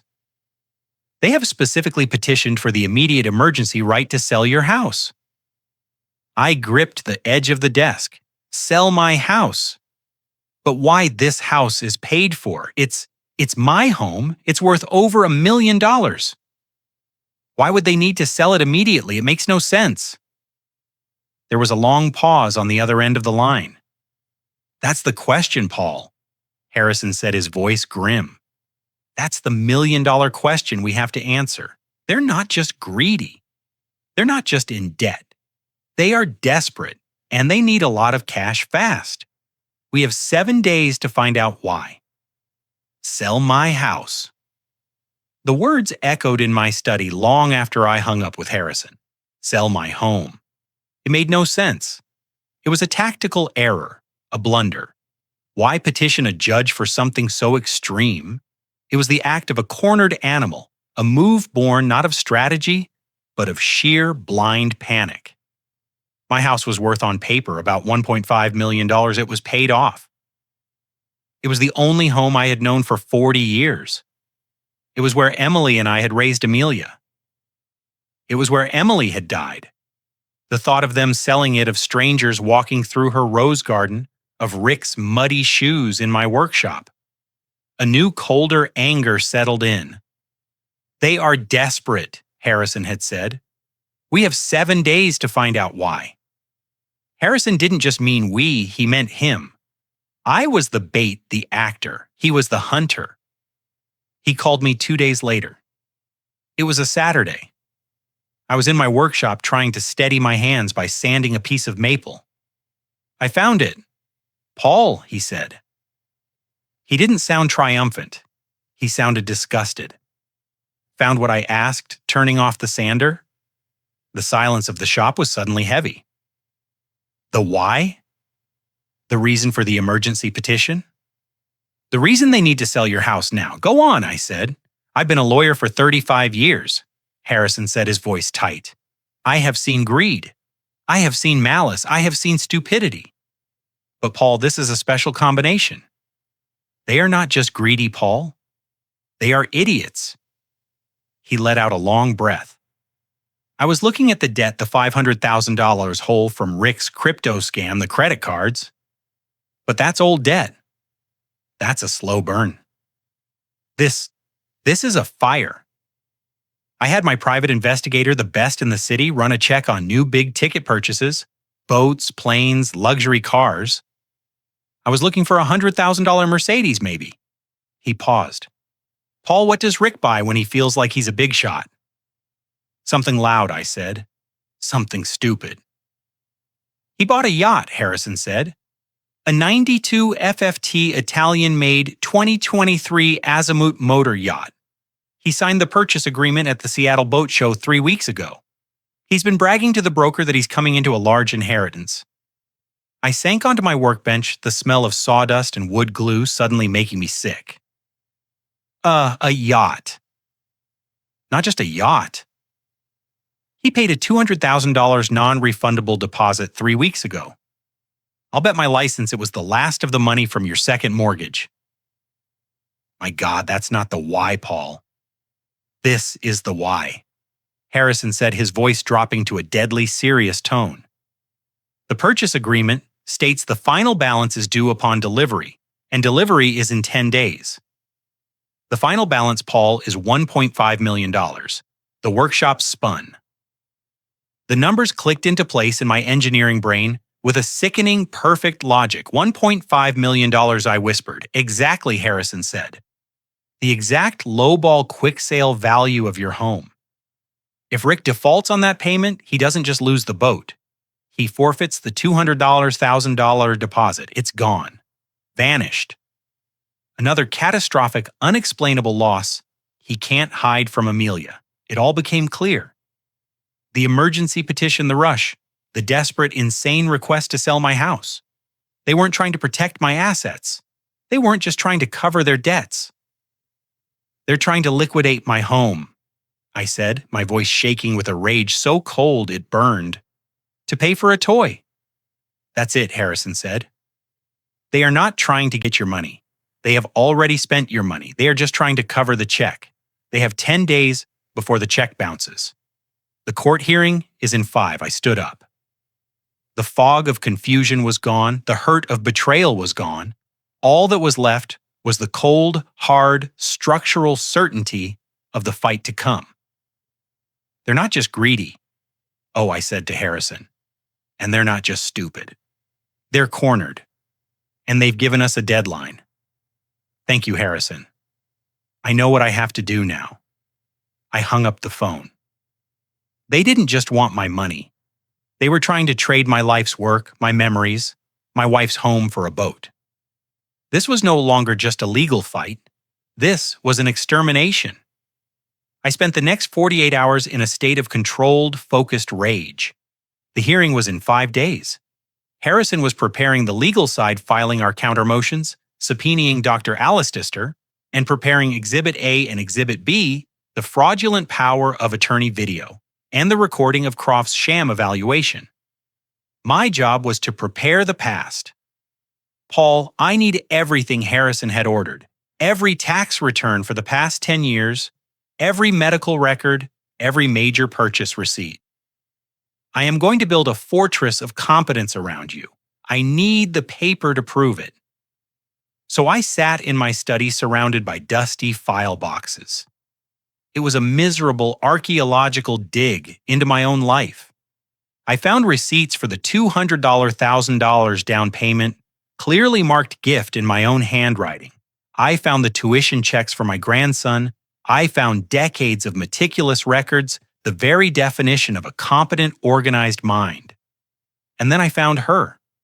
In the back of the deep closet in my study, there was one last box. It was a simple cardboard banker's box, labeled in her elegant sloping script, Emily Personal. I hadn't opened this box since she died. My heart ached. It felt like a betrayal to open it now, especially for a reason as sordid as this. But Harrison said everything. I cut the old tape with a utility knife. The smell of old paper and her faint lingering scent of lavender rose up, hitting me like a physical blow. Inside were things I hadn't seen in years. Old letters we wrote in college, photographs from our honeymoon, Kyle's first grade drawings. My hand brushed against a thick beige envelope I didn't recognize tucked at the very bottom. It had no label, it was just heavy. I pulled it out. It wasn't sealed. Inside, there was no letter. There was no money. There was only a small cold silver key. I dumped it into my palm. It was a safe deposit box key. But that wasn't right. I looked at the small plastic tag attached to the ring. Our safe deposit box was at our local Chase branch, the one I'd had for 30 years. The key in my hand was different. The tag was blue, not white, and the words on it made my blood run cold. Bank of America, Ballard, Branch Box, 312. I stared at it. This was wrong. This was impossible. We didn't use Bank of America. I had never, not once in my entire 47-year marriage, had an account at Bank of America. Emily handled the household bills, but I handled the major finances, the investments, the estate. I knew where our money was. This was secret. Emily, my quiet, loving, supportive wife, had a secret, safe deposit box. She had opened it without telling me. She had hidden the key in a box she knew I wouldn't open until after she was gone. A strange electric feeling shot through me, replacing the exhaustion. It wasn't just grief. It was curiosity, a powerful, urgent pulse. My wife was a planner. She was meticulous. She balanced our checkbook to the penny. She wasn't forgetful. She wasn't impulsive. If Emily did something in secret, she did it for a reason. The hearing was in 3 days. The yacht payment was due in 8. My world was falling apart. And suddenly, my wife, 5 years gone, had just handed me a key. I looked at the small silver object in my hand. This wasn't just a key, it was a message. It was a piece of a puzzle I didn't even know existed. I closed my hand around it. The cold metal bit into my palm. I wasn't waiting for Harrison. I wasn't waiting for the hearing. I was going to that bank. I was going to Ballard. I had to know what my wife had hidden from me. The Ballard branch of Bank of America was 20 minutes away in a part of Seattle I rarely visited. I walked in the small silver key, feeling heavy and foreign in my pocket. My heart was hammering against my ribs. I felt like a criminal and imposter in my own life. I walked up to the service desk. A polite young woman looked up. "Can I help you, sir?" My voice was dry. I need to access a safe deposit box. I have the key. The box is in my wife's name, Emily Peterson. Of course, she said. "Do you have your ID and are you listed as a co-signer on the box?" I don't know. I admitted feeling like a fool. "She passed away 5 years ago. I just found this key. I'm her executive. I have her death certificate, my ID, our marriage certificate." The bank manager was called. I spent 30 agonizing minutes in a glass-walled office presenting documents proving who I was proving Emily was gone. The manager was kind but firm. Finally, he looked at the signature card Emily had signed when she opened the box. "Well," he said, "you are not listed as a co-signer, Mr. Peterson. However, your wife set this up as a trust, not a joint account, and you are listed as the sole beneficiary with access granted upon presentation of her death certificate, which you have provided. My wife had set up a trust without me." A moment later, I was in the vault. The air was cold, sterile, and silent. The attendant used her key, then mine. A long metal box number 312 slid out with a heavy metallic sound. She placed it on a table in a small private viewing room and closed the door, leaving me alone. I stared at the box for a long time. My hands were shaking. This was a part of Emily I had never known. A secret she had kept from me, her husband of nearly 50 years. I lifted the lid. I was expecting, I don't know, jewelry cash stocks, something she had hidden away. But the box was nearly empty. There was no money. There were no jewels. There were no property deeds. There was only a single thick cream-colored envelope. My name, Paul, was written on the front in her familiar, elegant handwriting. I picked it up. It was heavy. I turned it over. The back was sealed with a wax P. I broke the seal. Inside, there was no legal document. There was just a letter written on her personal stationery. The pages thick and heavy. I unfolded the first page. The date in the top right corner made my breath catch in my throat. It was dated 6 years ago, just 1 week. 1 week after her terminal cancer diagnosis, 1 week after the doctors told us she had at most a year. I began to read her words. "My dearest Paul," the letter began. "If you are reading this, it means I am gone, and it means you have found this key. I am so sorry, my love. I am sorry for the secret." My hands were shaking. I sat in that sterile, silent bank vault room and unfolded the thick pages. The date was 6 years ago. 6. It was the week. The exact week. The oncologist had sat us down in his office and told us the cancer had spread, that it was terminal. A year, he'd said. I began to read her familiar, perfect handwriting swimming before my eyes. "My dearest Paul," the letter began. "If you are reading this, it means I am gone, and it means you have found this key. I am so sorry, my love. I am so sorry for this secret." A wave of dizziness hit me. A secret from Emily. In 47 years of marriage, we never had secrets. I lived my life by her honesty. I am writing this. I read on my voice a dry whisper in the week after the diagnosis, a week where I felt nothing but terror. But I am an accountant's daughter, Paul, and you are an engineer. We are planners. And I have realized with a terrible, cold clarity that I have to plan for 2 deaths. The death of my body from this disease, and the potential death of our family from a disease I've seen for years. Greed. I stopped. I read the line again. The greed in our own family. Please, my love, do not be angry. The letter continued. You are a man of pure, uncomplicated goodness. You see the world as it should be. You see our daughter as the little girl you taught to ride a bike. But I have always seen the world as it is. And I see Amelia as she is. My breath caught. It was the conversation, the one I had confessed to Dr. Croft. The fight. I love Amelia with every part of my being. Emily wrote, and I could feel her anguish in the words. She is my child. But she is not like you, Paul. She has a hole inside her. A hunger that is not about money, but about what money represents.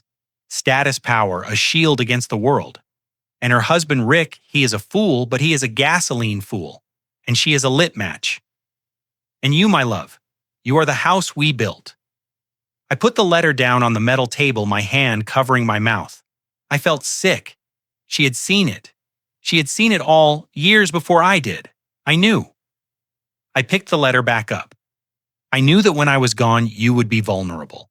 Your goodness, your love for her, your grief.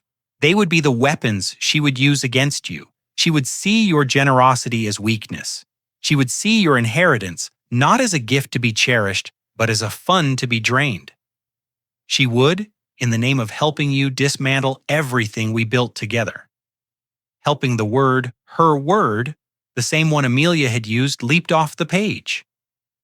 That fight we had, I read on my vision blurring. The one you will remember where I told you she loved your money and you yelled at me. My heart broke that day, Paul. Not because you yelled, but because I realized you couldn't see. You were willfully blind. And I knew in that moment I would have to do this alone. I would have to betray your trust just once in order to save you for all time. So I have done something drastic, something I hope permanent. I have taken steps. I have built a fortress.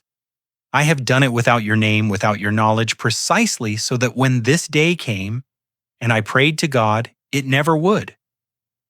You could stand in a courtroom and say, I knew nothing. Then you would be in the eyes of the law truly and completely innocent. I have done this to protect you, Paul, to save you from our own child. She cannot touch you, my love. She cannot touch our home. She cannot touch our life's work. I have seen to it. I am so tired, and I am so scared, but not of dying. I am scared of what she will do when she finds out, but I am more scared of what she will do to you if I do nothing. Do not be angry with me for this secret. Be free. I did this so you could live your life in peace in our home without fear. This was my final act of love, not for her, but for you. I love you more than my life. I love you more than the life I am about to lose. Now look at the other document in this envelope. I looked. I thought the letter was all, but my trembling fingers felt another thick, folded set of papers behind it. It wasn't a letter. It was a legal document. And the title on the top of the first page. It made my heart stop completely. My fingers were numb. I felt dizzy, disoriented, as if the cold, sterile walls of the bank vault were closing in. Look at the other document she had written. Behind the letter, just as she'd said, was another thicker, multi-page document. It was folded in 3. It wasn't stationery. It was thick, legal bond paper. I unfolded it. My eyes skipped over the jargon, the whereas and here and after, and landed on the title centered at the top in bold, black, terrifying letters. Declaration of trust for the Peterson family. Irrevocable trust I didn't understand. A trust I was the executive of our estate. Our estate was simple, a joint checking account, a brokerage account. This house Harrison and I had reviewed it just a few months ago. This thing was not part of it. I dropped my eyes back to Emily's letter, my hands shaking so badly I could barely read. My love, she had continued on the last page. That document you are holding is our salvation. And it was the hardest thing I have ever done. The week after my diagnosis, I told you I was going to visit my sister in Portland. 2, to say goodbye. That was only half a lie. I did see my sister. But the real reason I went was to see her lawyer. You remember my niece Sarah.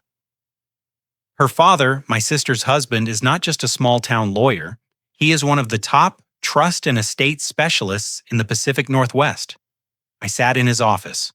Paul and I told him everything. I told him about Amelia, about Rick, about my fears. And I asked him to help me build a firewall, a legal fortress so high and so strong that not even our own daughter could burn it down. He called it an irrevocable trust, a lockbox, he called it. Over the next 6 months, my love.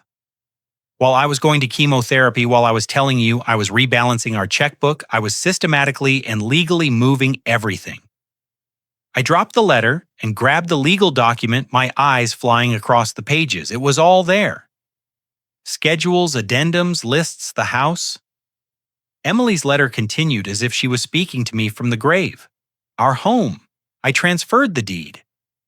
It is no longer in Paul and Emily Peterson. It is owned outright by the Peterson Family Irrevocable Trust. My heart stopped. The house Amelia was trying to sell, the brokerage account, I read on all of it, every stock, every bond, every mutual fund. I liquidated our joint account and using my power as co-owner, I transferred the full cash balance into a new account in the name of the trust. Our retirement funds, everything. It is all in the trust. I stumbled back, hitting the wall of the viewing room. $4 million. My entire net worth my home, my life's work. For the last 6 years, it hadn't been mine. And here is the beauty of it, my love, she wrote. And I could feel the fierce, protective intelligence of the woman I had married. Here is the genius of the plan. You are what they call the lifetime beneficiary. That means you get all the income, the dividends, the interest. You will live in our house rentrée for the rest of your life. Nothing will change for you. You will have your income, your home, your life. You are protected. And that one word was the kill shot. But you are not the trustee. You are not the grantor. You do not control the principal. You cannot be bullied or tricked or forced by a court to sell the house. You do not have the legal power to do so. You cannot be unduly influenced into giving away the stocks because you do not own them. The trust owns them. You are legally a protected tenant in your own life. I was reading, but I wasn't breathing. But if I'm not the trustee who Emily's final words on the page answered me, a trust must have a trustee, my love, a manager, someone to protect the assets from attack. I knew it couldn't be me. I would be gone. I knew it couldn't be you. You were the one I was trying to protect. And it couldn't be Harrison. Amelia knew him and would fight him.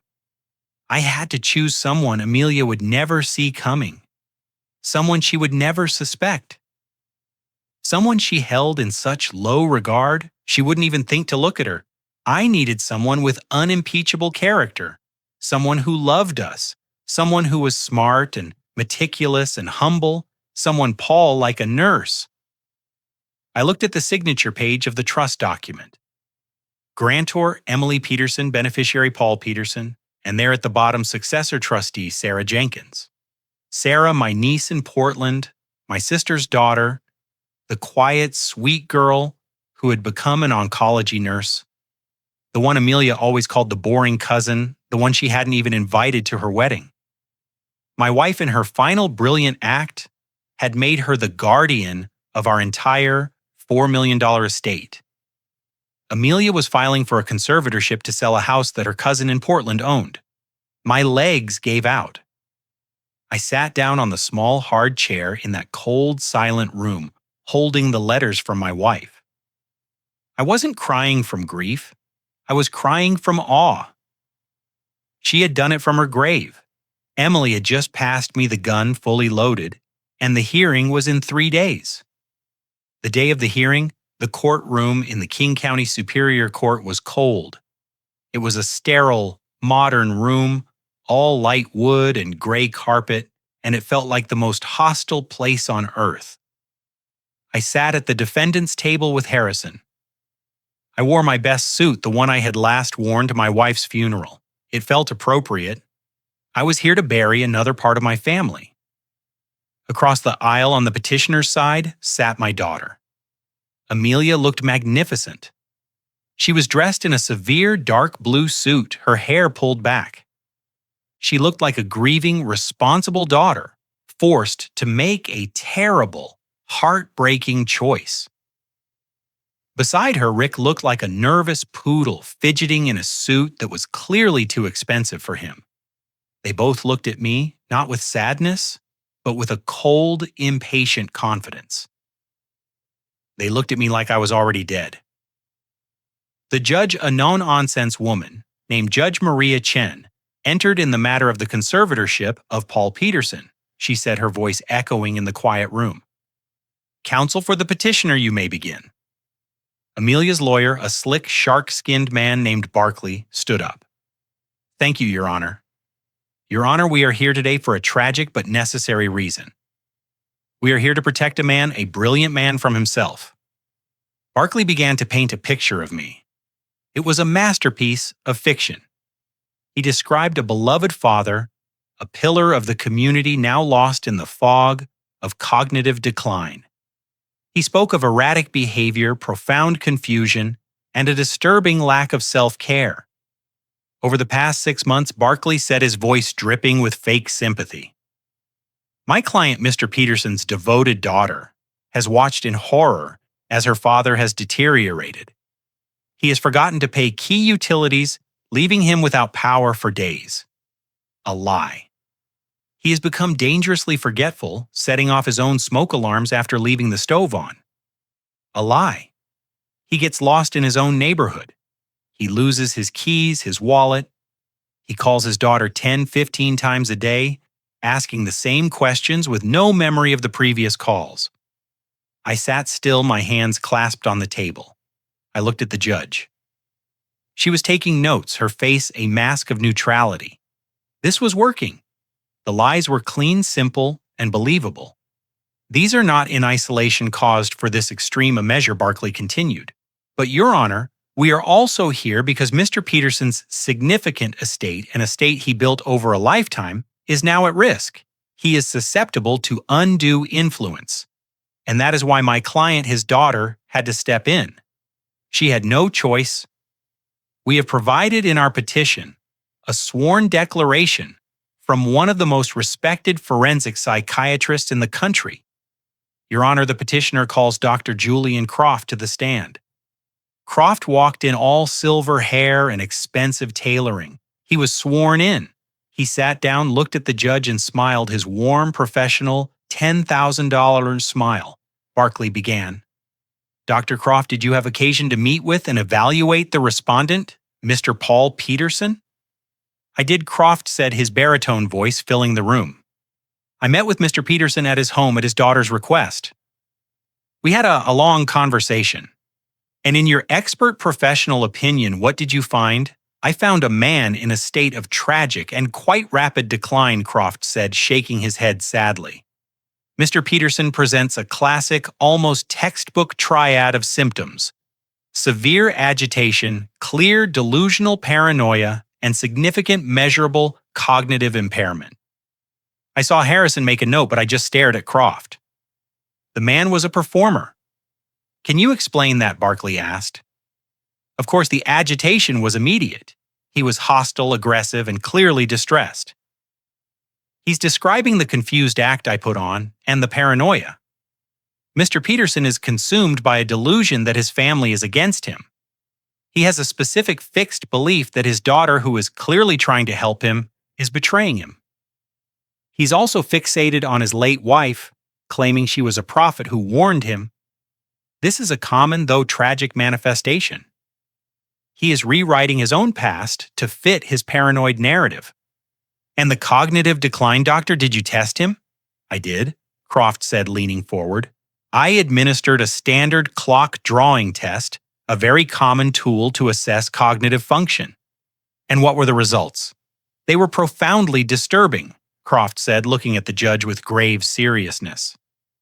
Instead of drawing a simple functional clock, Mr. Peterson became stuck. He exhibited an extreme obsessive compulsive fixation. He could not complete the simple task. He instead became lost in drawing the gears. He actually pulled out my drawing, the one I had made. He showed it to the judge. See, he drew the escapement mechanism. This is not the action of a healthy mind, Your Honor. This is perversion, a classic symptom of frontal lobe damage. He was unable to follow a simple two-step instruction. In my professional opinion, this was it, the kill shot. In my expert opinion, based on my evaluation, my review of the family's anecdotes, and this disturbing test, Mr. Peterson is suffering from early onset dementia, complicated by severe paranoid delusions. He absolutely lacks the capacity to manage his own affairs, financial or medical. He is, to put it plainly, a danger to himself. He requires immediate supervision. Croft finished. The room was silent. He had done it. He had taken my strength, my engineering mind, my precision, and he had twisted it, reframed it, and presented it as a symptom of insanity.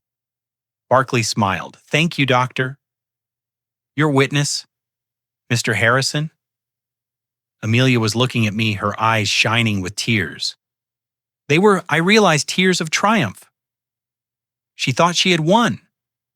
Rick was already looking at his watch as if he had a boat to catch. I looked at Harrison. He calmly stood up, walked to the podium, and squared his shoulders. Thank you, Your Honor, Harrison said, his voice calm and steady. And thank you, Dr. Croft, for that fascinating performance. Harrison stood up, his movements calm and deliberate. He walked to the podium, not with a stack of files, but with a single slim folder. He looked at Dr. Croft, who was still looking smug on the witness stand, and he smiled. It was not a nice smile. Thank you, Your Honor, Harrison said, his voice quiet but carrying in the silent courtroom. And thank you, Dr. Croft, for that fascinating performance. Barkley, Amelia's lawyer, half rose. Objection, Your Honor. Performance. Judge Chen waved him down. It's just commentary, counsel. Get on with your cross-examination, Mr. Harrison. Certainly, Your Honor. Harrison opened his folder. Dr. Croft, you've testified today that you are a board-certified forensic psychiatrist. I am, Croft said, adjusting his cuffs. And you are no doubt paid handsomely for your expert opinion. Objection? Relevance? Withdrawn, Harrison said easily. Doctor, you stated that your report, which was filed with this court before this hearing, was based on your evaluation of my client, Mr. Peterson. That is correct.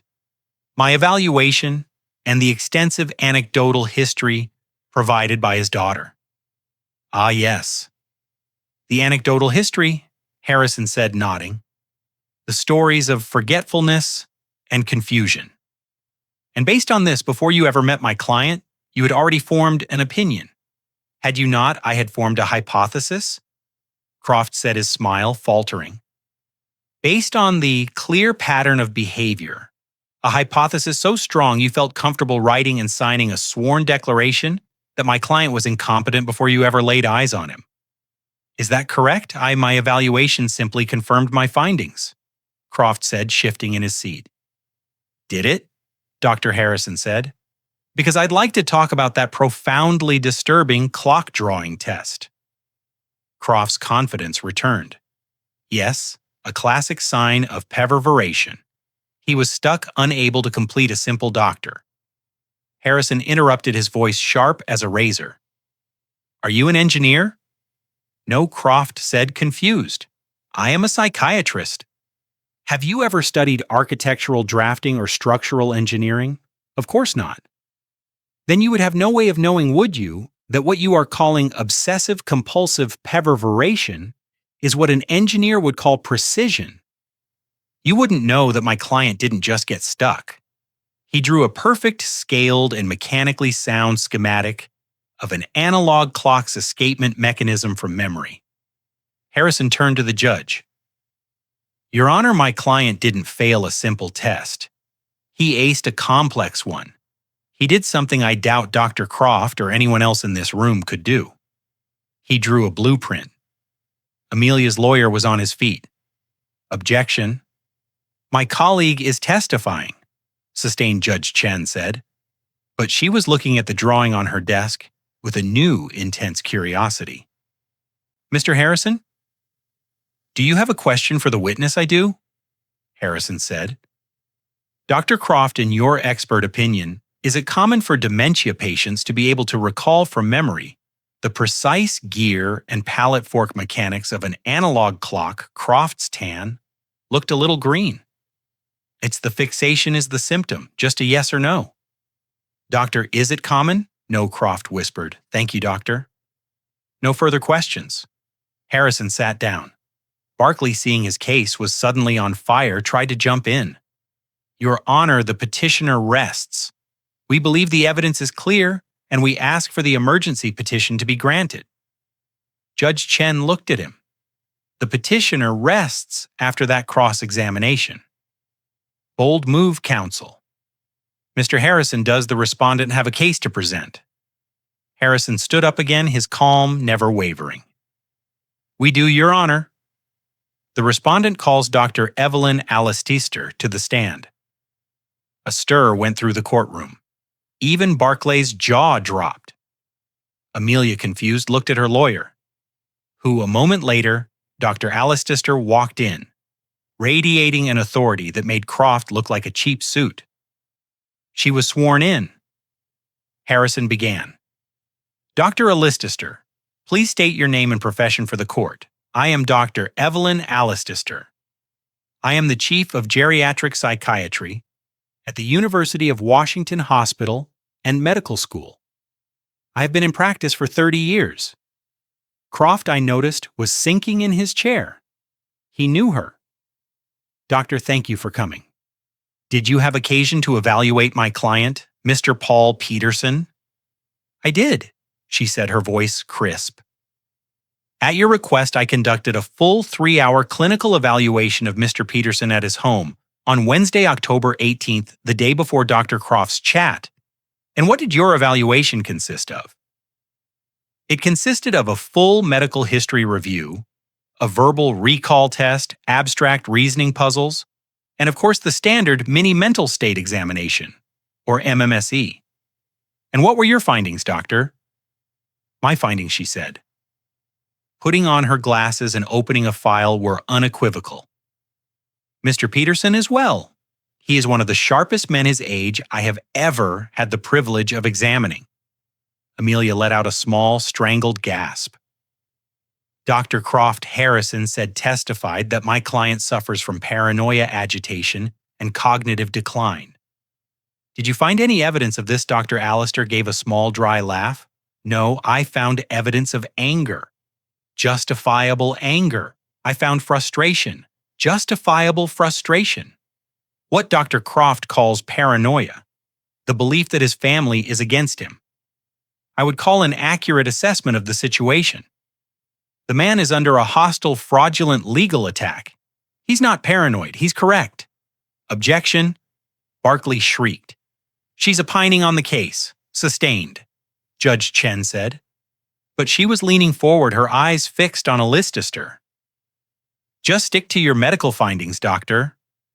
My medical findings, Dr. Alistair continued, are that Mr. Peterson shows 0 signs of dementia agitation or cognitive decline. What he does show is a score on the mini mental state examination of she paused for effect 30 out of 30. Harrison asked as if he didn't know. What does that mean for the layman in the room? It means a perfect score, Dr. Alistister said. It means he answered every question perfectly. Recall orientation calculation. It is a score I rarely see even in patients 20 years younger. This man's mind is a fortress. She then turned with a cold fury to the report filed by Croft. I have also, she said, reviewed the declaration of Dr. Julian Croft. And as an officer of this court, and as the head of my department, I am professionally appalled. His report is, to be blunt, a work of fiction. He has taken my colleagues Mr. Peterson's precision and intelligence and deliberately maliciously reframed it as obsession and insanity. It is not only unprofessional, it is, in my expert opinion, a clear-cut case of medical malpractice and fraud on this court. The courtroom was dead silent. Dr. Croft was grabbing his briefcase. I am submitting my own 13-page notarized report, Your Honor. A listister said, handing it to the bailiff, which states unequivocally that Mr. Paul Peterson is not only competent, he is exceptionally competent, and he is quite clearly the victim of a predatory financial attack by his own family. Judge Chen's face was white with rage. She wasn't looking at the lawyers, she was looking at Amelia. Thank you, Doctor, Harrison said, sitting down. No further witnesses, Your Honor. Judge Chen's face was a study in controlled fury. She had just heard Dr. Allister's testimony, and she was staring at Amelia, not her lawyer, but at my daughter. The air in the courtroom was crackling. Barkley, Amelia's lawyer, looked like he'd been punched. He was shuffling papers, clearly rattled. Mr. Harrison? Judge Chen said, her voice dangerously quiet. Does the respondent have anything further, or have we all heard enough? Harrison stood up slowly. Your Honor, he said, his voice as calm as a frozen lake. We have one final piece of evidence. It speaks to the anecdotal history that the petitioner's counsel, Mr. Barkley, was so fond of. It speaks to the help that my client's daughter has been so eager to provide. Barkley, sensing another attack, jumped to his feet. Objection. Your Honor, what is this? We have no what evidence. We've already had the medical testimony. It's not medical testimony, Counsel Harrison said. It is, however, a very clear recording. Your Honor, we would like to present Respondent's Exhibit C, a video recording taken in Mr. Peterson's home in his living room just last week. A jolt went through the room. Amelia, who had been staring at Dr. Allister's back with pure hatred, whipped her head around to look at me. Her face was for the first time not smug, not fake crying. It was pale with genuine animal fear. A video Judge Chen said, her eyebrows raising. Mr. Harrison, on what grounds? On the grounds, Your Honor, that it is a perfect first-hand recording of an act of fraud, specifically fraud against the elderly. We are alleging that this entire petition, Harrison's voice boomed, is not just baseless, but is the second step in a criminal conspiracy to defraud my client. The first step is on this video. Objection, Barkley was yelling. Now this is outrageous. A recording. This is a two-party consent state. It's illegal. It's inadmissible. Harrison just waited for him to finish. Your Honor, he said, turning back to the judge, as I am sure you are aware, Washington's two-party consent law has two very clear exceptions. First, it does not apply when there is no reasonable expectation of privacy, such as when one is in the common area of another person's home. And second, and more importantly, it certainly does not apply when one is in the process of committing a felony and attempting to trick a 72-year-old man into signing a durable power of attorney under false pretenses that Your Honor is a felony. Judge Chen's eyes narrowed. I will be the judge of that. Mr. Harrison, you have this video cued. We do, Your Honor. The bailiff has the file. Then proceed. The large monitors in the courtroom, which had been dark, flickered to life, and suddenly my living room was on display for the entire court. The camera angle was from the mantel. It was perfect. It showed the coffee table, the armchair Amelia had sat in, and me on the sofa. The video was silent for a moment, and then the door opened and Amelia walked in. That Harrison said his voice narrating is the petitioner, Amelia Hayes, entering my client's home last Tuesday. The courtroom watched. I watched. I saw myself playing the part of the tired, slightly weary old man. I saw my daughter in her expensive clothes sitting down her leather folio in her lap. Now, Your Honor, Harrison said. Please listen closely to the audio. We all heard Amelia's voice bright and fake echo in the silent courtroom. Now she said, This is nothing to worry about, Dad. It's just some simple tax form standard stuff. It just lets me and Rick talk to your accountant handle the bills. Simplify things. I saw Barkley, the lawyer, flinch. That was not what she had told him. Then the camera zoomed in just as I had on my laptop. It showed the stack of papers. It showed Amelia's left hand. And it showed her perfectly manicured red-nailed thumb pressing down hard on the top of the page. There are just a few places you need to sign her video, Self said. Then my video self playing his part squinted. Oh my, so many legal words. What does that say up at the top? The entire courtroom, the judge included, leaned forward. Amelia's voice on the video was tight, annoyed. It's nothing, Dad. Just legal jargon. Authorization for taxpayer. It's standard. A gasp went through the courtroom. Barkley. Barkley looked like he was going to be physically sick. He was staring at his client, his mouth open, his face as white as a sheet. He had been lied to. He was in this moment realizing he was a party to fraud. And then the key moment, my video self fumbled for the pen. My hand accidentally knocked the stack of papers, and for one perfect high definition second, her thumb slipped. Harrison paused the video. Your Honor, he said, his voice like ice. If you would direct your attention to the title of the document, the one my client's daughter just called a simple tax form. The words were frozen on the screen, blurry but legible, durable power of attorney. Play the rest, Judge Chen said, her voice like granite. Harrison nodded. The video resumed. We watched Amelia's face flash with pure, unfiltered rage. We heard her sharp sigh. Dad, please be careful. We watched her slam her thumb back down on the title covering it. Just sign right here. We watched me, Paul, the victim, pick up the pen and with a shaky, confused hand sign the paper. We watched Amelia snatch the document back her face, a mask of triumph. See, all done. So simple. I'll take care of everything now, Dad. You don't have to worry about a thing. The video went black. The silence in the courtroom was absolute. It was so quiet. I could hear the faint buzz of the fluorescent lights. Amelia was staring at the blank screen, her face colorless. Rick was sweating visibly. And Barkley. Barkley had sat down. He was just staring at his empty legal pad, a dead man walking, Judge Chen. Judge Chen was no longer white with rage. She was red.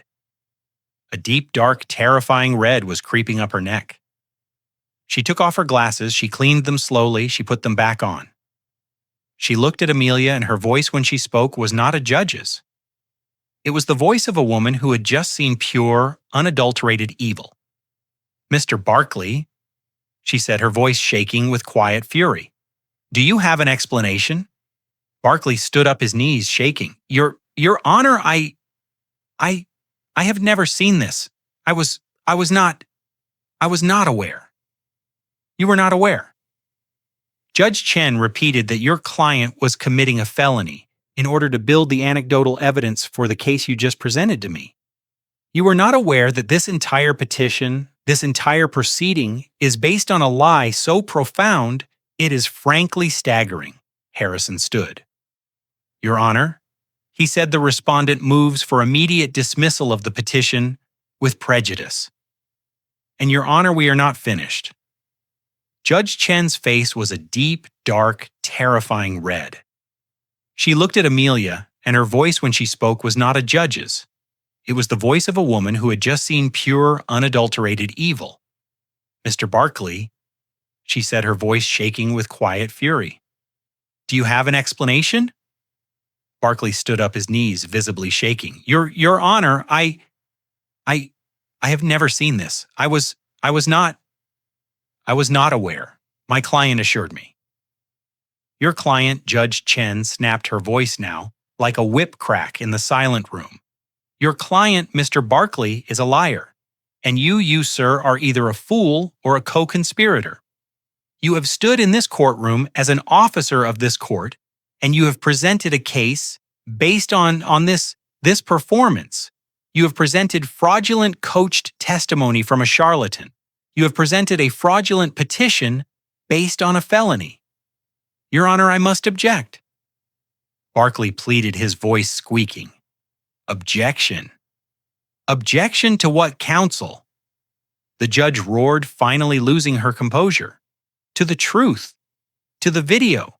To the fact that you have wasted this court's time with a proceeding that is not just baseless, but is in itself an act of profound criminal malice. She stood up. The entire courtroom flinched. The petition for the conservatorship of Paul Peterson is hereby denied, dismissed with extreme prejudice. This matter is closed. It cannot be refiled. It cannot be revisited. It is over. She pointed a trembling finger at Amelia. That is the least of your problems. She sat down, but her eyes never left my daughter's face. Amelia looked like she had been turned to stone. Mr. Barkley, the judge continued, her voice now a deadly, cold monotone. You have brought a fraudulent case before me. You have enabled your client's attempt to defraud an elderly citizen. You have vouched for a medical expert who is quite clearly a hired gun, who signs declarations before he even meets a patient. I am, as of this moment, referring this entire matter, your conduct, your testimony, and your professional ethics, to the Washington State Bar Association's Disciplinary Committee. You should pray you still have a license to practice law by the end of this year. Barkley actually stumbled, collapsing into his chair. He put his head in his hands. As for you, Miss Hayes, the judge said. Amelia, frozen, did not respond. Look at me, the judge commanded. Amelia's head snapped up, her eyes wide with terror. You have come into my courtroom under the guise of a loving, concerned daughter. You have wept. You have lied. You have conspired to have your own father, a man who, by all accounts, is sharper than everyone in this room, declared incompetent. You did this. She picked up the document from her desk so you could file this disgusting motion to sell his home. This is not a family dispute. This is a crime. This is perjury. This is conspiracy to commit fraud. This is, without a doubt, elder abuse. I am referring your case, Miss Hayes, along with the testimony of Dr. Julian Croft, and a copy of that video to the King County District Attorney's Office, not for consideration with a recommendation for criminal prosecution. A small animal sound escaped Rick's throat. He finally understood. This is not a game. The judge said, her voice full of ice. You came here to steal your father's life, his home, and his dignity, and you did it by lying to this court. I have rarely in my 15 years on this bench seen such a cold, calculated, and purely evil act of greed. Get out of my courtroom. Amelia was paralyzed. Rick had to grab her by the arm and physically pull her to her feet. They stumbled white-faced toward the door. For their lawyer still sitting catatonic at the table. They were failures. They were exposed. They were potentially criminals. They had lost everything. As Amelia was halfway to the door, her shoulders shaking, Harrison stood up one last time. Your Honor, he said, his voice clear and strong in the sudden silence. Thank you, but we are not finished. Amelia froze. She turned around slowly, her face a mask of confusion and terror. What? She whispered. Judge Chen looked at Harrison. I beg your pardon, Mr. Harrison. I have dismissed the case. What more could there be? Harrison looked not at the judge, but right at me, and then he turned and gave Amelia a cold, cold smile. Your Honor, Harrison said, pulling a new, thick, leather-bound document from his briefcase. This was just the defense. Now it's our turn. Amelia was catatonic. She didn't move. Rick, his face a sickly shade of gray, had to physically grab her by the elbow and drag her toward the courtroom exit. He was muttering. The DA, Amelia, she said, the district attorney. Oh my God. They stumbled through the heavy wooden doors into the hallway. I saw Barkley, their lawyer, just put his head in his hands, a broken man. The courtroom doors swished shut behind them, cutting off the sound, leaving them in the suddenly quiet marble-floored hallway. They were alone, or so they thought. Amelia ripped her arm out of Rick's grasp. "Shut up!" She hissed at him, her voice a raw, broken whisper. "Just shut your stupid mouth." She was leaning against the wall, breathing hard, her eyes wild with a mixture of terror and undiluted hatred. Her perfect composed mask was shattered. This was the real Amelia, a cornered, rabid animal. What do we do?" Rick whimpered, wiping his sweaty face with his hand. "The boat. Amelia, the deposit is gone. And jail," she said. "Jail? I don't know." Amelia began, her voice cracking. He recorded me." "That's correct," Harrison's voice said, clean and cold.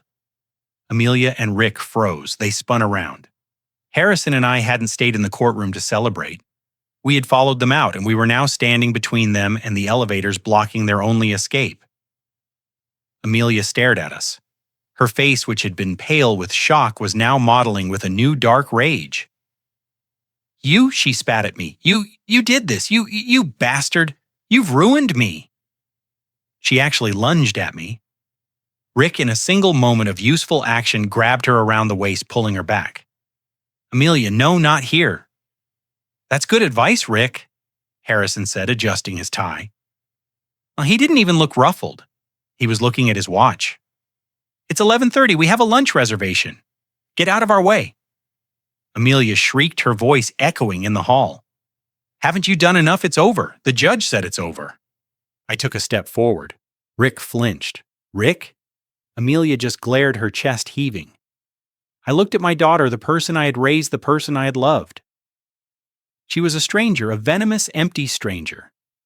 "The judge," I said, my voice quiet, but it cut through her hysteria like a knife. "The judge dismissed your case, Amelia, the one you filed to have me declared insane. That's over." That Harrison added with a cold, precise smile was just the defense. Amelia's wild eyes darted between us. She didn't understand. What are you talking about?" "What? What more could you do?" I stepped closer, close enough that she couldn't look away. I looked at this child who had tried to steal my home, my mind, and my life, all to buy a boat. "You came at me with lies," I said, my voice low and steady. "And we defeated you with the truth. That's what you just lost, Amelia. Your attack." Now I let the word hang in the silent hallway. "We're not finished," I said. "Not by a long shot. Now it's our turn." Amelia's face, which had been pale with shock, was now mottling with a new dark rage. She was cornered, defeated, and exposed, and she turned all of that venom on me. "You!" she shrieked, her voice echoing in the marble hallway. She actually lunged at me, but Rick, in a single moment of useful action, grabbed her around the waist, pulling her back. "You did this, you cruel, evil old man. You recorded me. You tricked me. You've ruined everything. I hate you." "That's good advice," Rick, Harrison said, adjusting his tie. He didn't even look ruffled. He was looking at his watch. "It's 11:30. We have a lunch reservation." "Get out of our way," Amelia shrieked. "Haven't you done enough? It's over. The judge said it's over." I took a step forward. Rick flinched. Amelia just glared, her chest heaving. "The judge," I said, my voice quiet, "dismissed your case, Amelia. The one you filed to have me declared insane. That's over." That Harrison added with a cold, precise smile was just the defense. Amelia's wild eyes darted between us. She didn't understand. What are you talking about? What more could you do?" "We're not finished," I said. "Not by a long shot. Now it's our turn." What are you talking about?" Amelia's voice was a hoarse whisper. "What more could there be? You won. You humiliated me. You've ruined me. What more do you want?" "We're not here to want anything," Amelia, Harrison said, his voice as sharp as a legal filing. "We're here to conclude the business." "What business?" Rick whimpered, his eyes darting between us and the elevators. "The case is dismissed. We're leaving." "Not quite," a new voice said. It was a woman's voice, calm, clear, and steady. We all turned. Walking down the hallway toward us from the direction of the elevators were two women. One was in her late 50s, wearing a sharp professional suit and carrying a heavy leather briefcase. The other was a young woman in her early 30s, wearing simple blue nurse's scrubs. She had kind, intelligent eyes and a calm expression that seemed completely out of place in this scene of raw, emotional conflict. Amelia squinted, her brain addled by rage, and fear was slow to process the new arrivals. She stared at the nurse. "Hello, Cousin Amelia," the young woman in the scrubs said. Her voice was polite. Amelia's jaw dropped. It was a look of such profound, stunned confusion, it was almost comical. "Sarah," she breathed, her voice a squeak. "What? What the hell are you doing here?" This was Sarah, my niece, my sister's daughter from Portland. The quiet, boring cousin. The one who had become an oncology nurse. The one Amelia had always looked down on, always treated as a poor relation. The one she hadn't even invited to her wedding, because as I'd overheard her telling Rick, "She's just so dull, and she'll just want to talk about bedpans." Sarah looked at her cousin, her expression not unkind, just matter of fact. "I'm here for the hearing, Amelia." Well, she corrected herself. It seems I'm a little late. You all finished early." Amelia's confusion was now curdling back into suspicion. "You're what you're here for." "For this? Why, what does this have to do with you? Did he call you?" She spat the word, pointing at me. "Did this old bastard call you to gloat?" "No," Sarah said, her voice still perfectly calm. "I called myself." "Well, technically my lawyer called me." She gestured to the woman beside her. "Amelia Hayes. Rick Hayes. This is my attorney, Mrs. Jenkins from Portland. She's a specialist in trust and estate law." Your lawyer?" Rick stammered, his eyes wide. "A nurse needs a specialist lawyer." Sarah ignored him. She looked at Harrison, and then at me, and then finally she looked at Amelia. "I'm not here as a nurse," Amelia Sarah said. "And I'm not here as your cousin. I am here as the acting successor trustee of the Peterson family irrevocable trust." Amelia just stared. The words were English, but they had no meaning for her. The what? The Peterson? What trust? What are you talking about?" Sarah turned to me and her eyes softened for the first time. "Uncle Paul Chung," she said. "Aunt Emily, she was a very, very smart woman. She set this up 6 years ago just after her diagnosis. She appointed me as the trustee. I have been managing this property, all of it, ever since." Amelia let out a high-pitched, hysterical laugh. "Managing what? My father's property. You're insane. You're as crazy as he is. He's the owner. This is just another one of his tricks." "I'm afraid not." "Miss Hayes?" The other woman, Mrs. Jenkins, the lawyer from Portland, finally spoke. Her voice was like granite. She opened her heavy briefcase, took out a thick-bound document, and held it. "This," she said, "is the Declaration of Trust, the original signed by Emily Peterson 6 years ago. And you'll find, if you ever read it, that it is a legal fortress."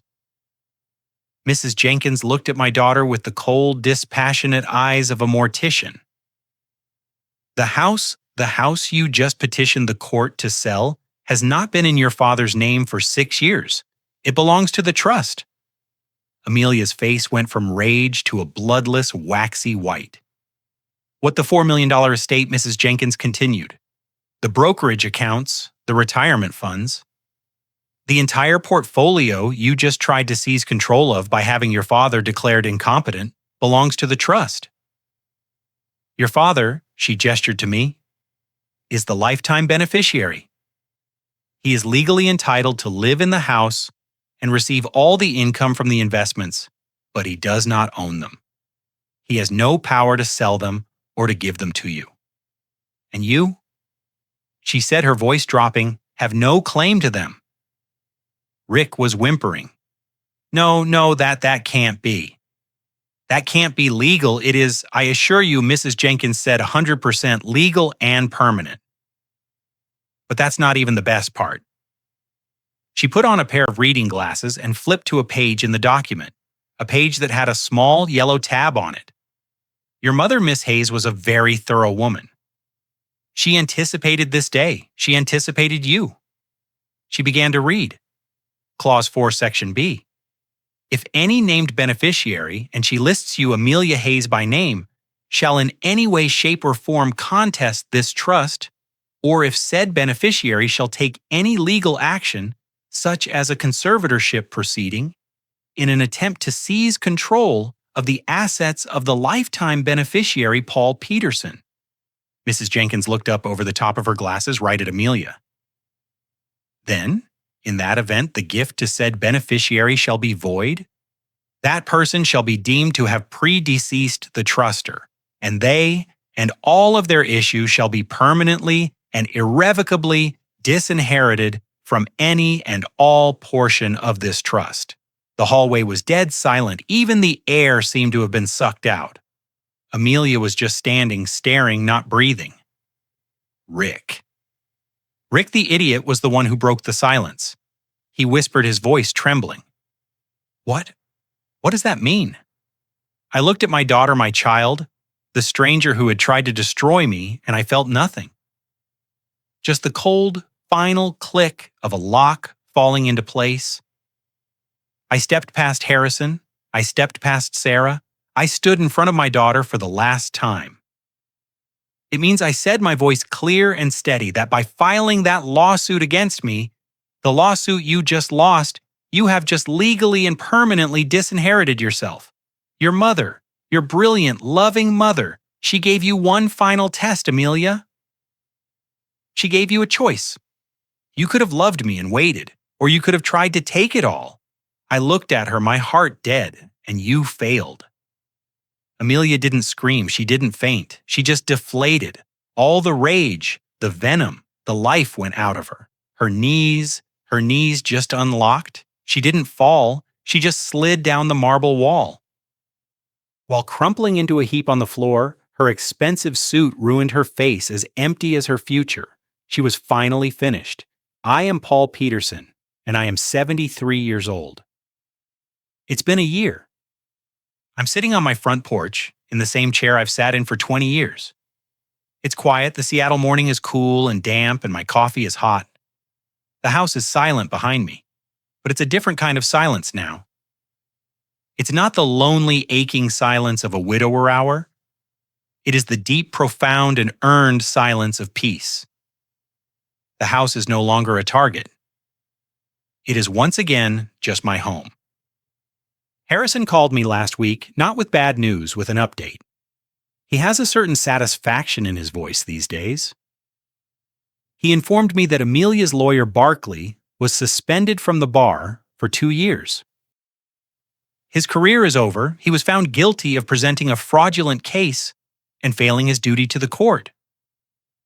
And Dr. Julian Croft, the hired gun Dr. Allister's testimony combined with Exhibit B, the video of his sham evaluation, was sent to the state medical board. His license to practice medicine has been permanently revoked. He is, in the eyes of the law, a fraud. And Amelia and Rick, there was no money. There was no inheritance. There was no house to sell. The emergency petition was not just denied, it was the trigger that detonated their entire lives. They couldn't cover the $500,000 loss from Rick's crypto scam. They couldn't make the payments on the second mortgage. And of course, they lost the $200,000 deposit on that yacht. It was the most expensive boat they never owned. Harrison informed me they filed for Chapter 7 bankruptcy, a total liquidation. They lost everything. The sprawling house in Medina, the one I had helped them buy, was foreclosed on by the bank. The luxury cars were repossessed. They lost it all because they tried to take it all. They tried to burn down my life to warm their hands, and they were in the end consumed by the fire they started. I have not heard from them. I do not know where they are, and I have found to my own surprise that I do not care. My niece Sarah came up from Portland to visit me last weekend. She came in her nurse's scrubs straight from a shift, just like she did that day in the hallway. She is the trustee, and she is magnificent.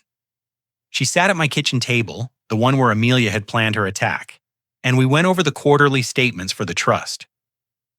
Her and I are the board of directors for my wife's legacy. Sarah pulled out a separate checkbook. And this, she said, her smile, so much like her mother's, is the best part. In the declaration of trust, my Emily, my brilliant, loving architect, had left one final, perfect instruction. After ensuring all my needs were met, all taxes, paid a full 25% of all annual profits from the $4 million portfolio are to be donated in her name to the Fred Hutchinson Cancer Research Center, right here in Seattle. My wife didn't just build a fortress to keep the darkness out. She built an engine to create good. She turned her own terrible, unfair death into a weapon against the very disease that took her.